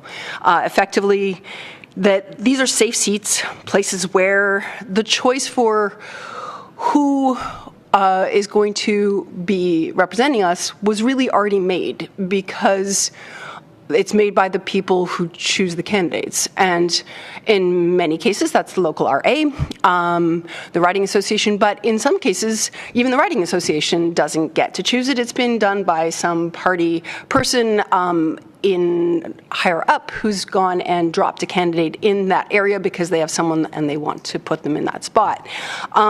So this comes to start feeling, for those of us that are putting our heart and soul into this, that there's just a facade of democracy. So I totally understand and not surprised by people feeling disconnected. And yet, those of us out there, we are, like I said, working hard. And I know that there's lots of good things happening, and people who are being elected. I think the majority of them are really, honestly trying to represent us. It wasn't until I went to New Zealand as a young person traveling, I went and lived there for a while, that I saw and learned about the fact that we have alternatives where those same good people can be candidates and represent their constituents, and people can be more involved and feel connected. Historically, you know the details, right? That there is no modern democracy that's ever chosen first past the post. It's something that was gifted to us. It's historical. It's existed forever. And it was very clear when we formed that Citizens Assembly, when we came back, and that happened, I was super excited, and I was followed everything that they did, and I was so impressed with the work that they did that I actually volunteered when we had the 2005 referendum. Even though I had two small children, I was going door to door, ready to get out there. And having done political door to door stuff, I was expecting all kinds of negative things. I had 100% success rate. Because the biggest thing I found was that most people just didn't understand it, and anybody who would actually stop and talk to me and had a question, even the ones who said, well, I'm against it because of this reason, when I talked to them for 2 minutes and explained and answered the questions, they were like, oh, well, that actually sounds good. I didn't realize that. And as soon as they knew, they changed their minds. And so it was amazing and yet disappointing to be in that situation where we went to that referendum. We came out with a win that was actually a loss, and particularly ironic in a system where losers actually win and we won but we lost. How unfair is that? The irony of it does not escape me. So we thought, no problem. Next time we're going to go and it'll come back because it was so close. We'll try again.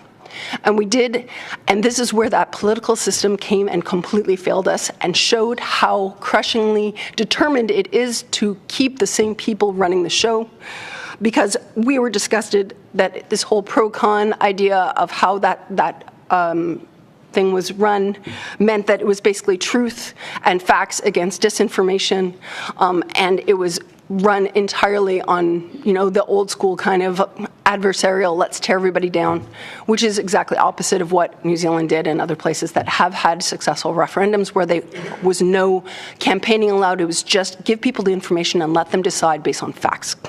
So if we ever do have a referendum again, that is the only kind I would ever support, because anything else is just a mess. And in all honesty, I really would love to not be so cynical, to be in a place where we've seen from our election results, people want diversity. They want no false majorities. We don't even want a majority. We're clearly happy with that. And I think it's time for a system that is actually designed for voters and not just for the party central hacks in the back room. Thank you. Thank you, Maureen. Are there any questions? Deputy Chair. Thanks very much, Madam Chair. Thanks for your presentation. A couple of quick questions. You said that you ran before. Was it provincially, municipally, school board? I've run both in a federal election and in a provincial election. Have you ever tried to run municipally or a school board or anything like that? Not yet. I'm talking to some people about doing it in the future, but sort of come up on the horizon. But like I said, in the previous cases when I did choose to run, it was on the understanding I wasn't running to become the member. I was running to represent the concept of democracy and to give people a chance to vote and to bring those issues and topics that I was concerned about and that the people were concerned about to the debates and the table. Now, unfortunately, the way things are going right now, we're finding that there's a lot of candidates who are being told not to show up at these things, and so they get canceled and it's harder to get out and talk to people. But that's supposed to be how it works, where even if you're not that you have zero chance of winning, doesn't mean that there's no point in running, because you do get to be part of the debate and the discussion and have people hear with those ideas. Can I ask you where you're from? Originally? Here, like now. Oh, I live in New West. Okay, so you're in a large municipal area. Yes, and previously, like I said, I've lived in safe seats that have gone both ways. I've lived in Christy Clark's riding and James Moore's riding, and back in North Coquitlam there. So again, the whole idea of, I've had some people on both sides who I didn't always agree with, some of whom were really great about trying to represent me anyway, and some of whom were very much not. So I've seen both. I know that it really depends on the individual, but. Okay.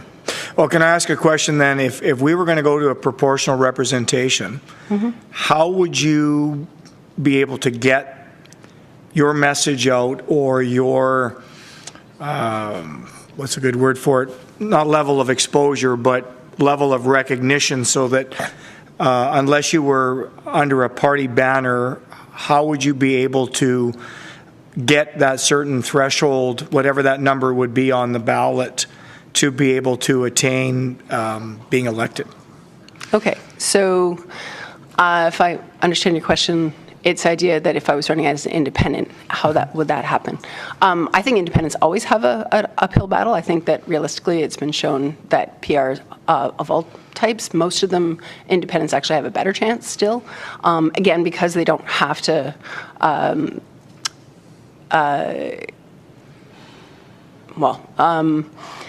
mostly because in certain, it depends on which one. Like I was thinking about STV, where you have, as long as you have a local group of people who know you and are aware of you, and that you get that 20%, and it's one of those bigger areas where, there's 4 people being elected, you've made it over the 22% or whatever, and you're going to be able to get. So if you have enough people who are concerned about the same things you are, and who care about that, and it doesn't have to be, the 42%. It can be less if you're in a bigger area, and those topics still get represented. Because I honestly think, that is one of those things where if I look around, I'm very concerned about environmental issues. Majority of people I talk to are concerned about those things as well, to a certain point. By having something that is more representational, we have the opportunity to vote on more than a single issue, or not to just do the vote against something, right? Mm-hmm. Where I'm trying to stop somebody, and now I can really vote for what I care about rather than just what I'm afraid of. So those sorts of things and those local issues and that getting away from that just one topic, I think that will make a big difference in terms of people really feeling like they can get those issues out. Great. Thank you for that. Thank you, MLA Botterill. Thanks, Madam Chair, and thank you for your presentation. I gathered that you're a math teacher. Yeah. And so hats off to you.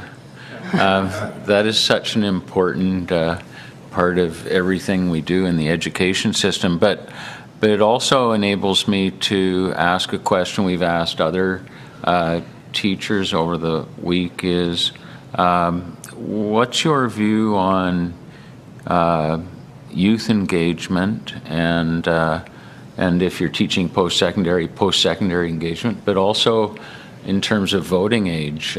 We've had some presentations about reducing the voting age to 16, so just wonder if you could offer some thoughts on those two.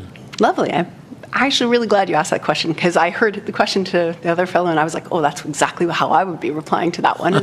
I am strongly in favor of younger voting age. I actually have been meeting with a group of students who were involved in a club that leadership group. I was just their sponsor. They themselves came up with the idea that they want to do a presentation to their local city council, and we're going to be there next Monday. They're just to facilitate and help them. They're doing the presentation. They run everything themselves. So these are people who none of whom are legally allowed to vote yet. They're months away, a few of them, but they have been highly engaged in the process. They've done their research. They know their stuff. I honestly think that, yes, 16 is a perfect age. I think on purpose because of the fact that we have kids in schools. I think the ones who really don't care and are not taking it seriously just wouldn't do it.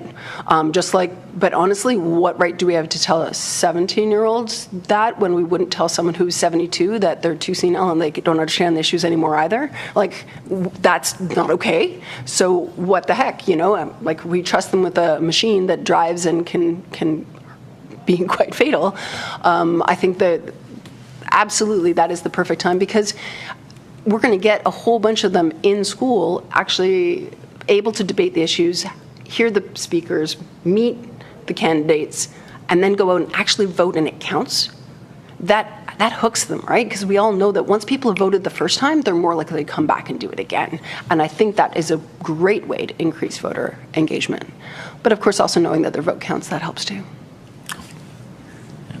Thank you. Are there any further questions? Okay, I don't see any further ones. Thank you, Maureen, so much for coming today. And I'm so glad I got that email yesterday. Thank you. Next up, we have Clifford Ty.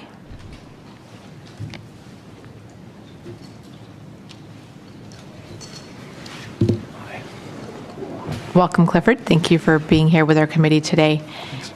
So you can get started, and as you do, just know you have 5 minutes for your presentation, followed by 5 minutes for questions. This is like the ultimate Toastmasters. I'm really impressed by this. Thank you for the opportunity to be able to speak with you today on this. I think this is important work that you're doing, and the fact that you're allowing voters to interact with you directly on this is commendable, even though it may not be the most exciting time for you. I wanted to share my thoughts on proportional representation and why I feel it's important to switch from first past the post to proportional representation, although not for the reasons that you've probably already heard or will hear, although I do agree with them. I do agree that proportional first past the post doesn't do the job of delivering government as directed by voters. I do think it's a problem that it wastes a lot of votes, and I do agree or believe that it's contributing to the increasing negativity and polarization that we're seeing in Canadian politics. But I think what I want to talk about today is something that doesn't get very much attention, and it seems to me that our first past the post system puts our democracy, our elections, in a vulnerable position to foreign interference. And this is something that I started thinking about after the 2016 presidential election, when it was found that China and Russia were actively trying to interfere in their elections.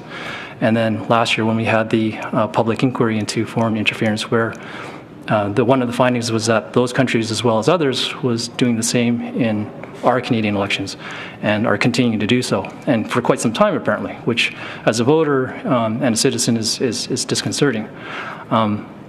So it got me thinking that one of the problems with first past the post is that one of its characteristics is that regardless of the margin of victory in the popular vote, elections are often only decided by small slices of the vote in swing ridings. So in this example, in the last federal election, the Liberals won the popular vote by over 480,000 votes. But if you only flipped 6,500 of those votes, the Conservatives would have won the election. Then likewise, in the last provincial election that we had here, the NDP won the popular vote by about 33,000 votes. But if you only flipped 90 of those votes, the Conservatives would have formed government. And these aren't one-offs or flukes. From what I've been able to see, this is something that happens in every single election. So it would seem that there's a weakness, a vulnerability in that our elections can be easily swayed by these manipulations of small votes in these swing ridings. So it would seem that as these countries are continuing their work and trying to interfere in our elections, it's only going to be a matter of time before they identify this as an area that they can target if they haven't already done so. Or if you were to put it another way, if you were a country that was looking to interfere in our elections, what scenario would you prefer? One where you'd have to manipulate or influence hundreds of thousands of votes, or just a few thousand, right? One where you'd have to manipulate tens of thousands of votes, or less than 100. And especially with this day and age of AI and deep fakes and social media, like, not to put my tinfoil hat on too strongly, but like, it seems like as time goes on, the risk of this exploitation or possibility of exploitation seems greater and greater. So I'm not advocating for any particular system. I think I'd be perfectly happy with any of the major PR systems that are being used in other countries. I do think it's something that all the parties should be working on together, because we're all being affected by it in a negative way. And we do have a solution in the form of proportional representation. And so my hope is that if everybody can come together in a good faith manner, then the solution can be found, in which case we would all benefit from that. So those are my thoughts on it. I do appreciate the time to be able to share that with you, and hopefully I was able to provide something meaningful to the discussion. Thank you. Thank you so much, Clifford. Are there any questions? Emily Butterall. Thank you, Madam Chair, and thank you for the presentation. It's interesting that you're describing the intersection between the influence of AI and how that can actually influence or be used as a tool for foreign influence on elections. And so I guess a question for me is sort of can you offer a bit more of your perspective on how AI is or could be used in a way to manipulate election results? I mean, I can only speak in terms of, like, just from what I've observed. I'm not a tech guy, right? No. So I don't know. I'm sure that you can really go deep into the weeds into the possibilities of it. I have seen on social media how deep fakes can be used to try to, I guess, trick people or spread misinformation. And that could be one potential tool, which is being used already. Yeah. But I think that the concern more is that as it's advancing, and especially with these countries, like, it's not like if a country wanted to interfere with our elections, it's not like they're going to be constrained by campaign finance laws, right? They can just put whatever resources they want into it, and so they can try to take it as far as they want. And so that would be my concern about it. So in terms of that, in that regard, it seems like the possibilities are only as far as the technology advances. Right. Okay. Thank you. Yeah. Emily Shaw. Thank you. I was just trying to think in my head how to formulate this question, because previous presenter had also talked about foreign interference and interference in general from technological advancements. I'm wondering, in terms of the vulnerability of our electoral system, do you think that it would be possible to equally, I guess using the term hijack may not be the right term, but hijack, for example, a campaign or a whole system in a proportional representation system by influencing smaller parties, or through the creation of even a party Because as you mentioned, that based on what we've heard in the last few years, including the inquiry and commissions, is that this foreign interference is likely taken place over long stretches and periods of time. And so would you agree that there could be a long game that could be involved in a proportional representation system that could also be likely? Because I understand, and sorry, I just want to add, I do understand that it would likely be difficult, especially when you're in a environment where you have to convince a lot more people through, either misinformation, disinformation, or targeted information in a PR system. But I'm wondering what your thoughts are about the general vulnerability of a pro-rep system in the long term. Yeah, I don't know about the long term. I would say I would still think that it'd be less vulnerable if we're just talking about just systems against each other. Right. I would still feel that proportional representation would still be immune to that because A, you'd still have the decreased number of swing ridings, and then B, the meaningful, because first past the post, that characteristic of amplifying the weight of a vote in those swing ridings is there and would be decreased in the proportional system. I still think that in the long term even, it would still be the safer option if that was a consideration for you. Okay. Thank you. Are there any further questions? Thank you so much, Clifford, for making the time to come today. Thank you. Present our committee. Thank you. Okay, I don't see any further presenters, so can I get a motion to adjourn? All in favor? Aye. This committee now stands adjourned. Thank you.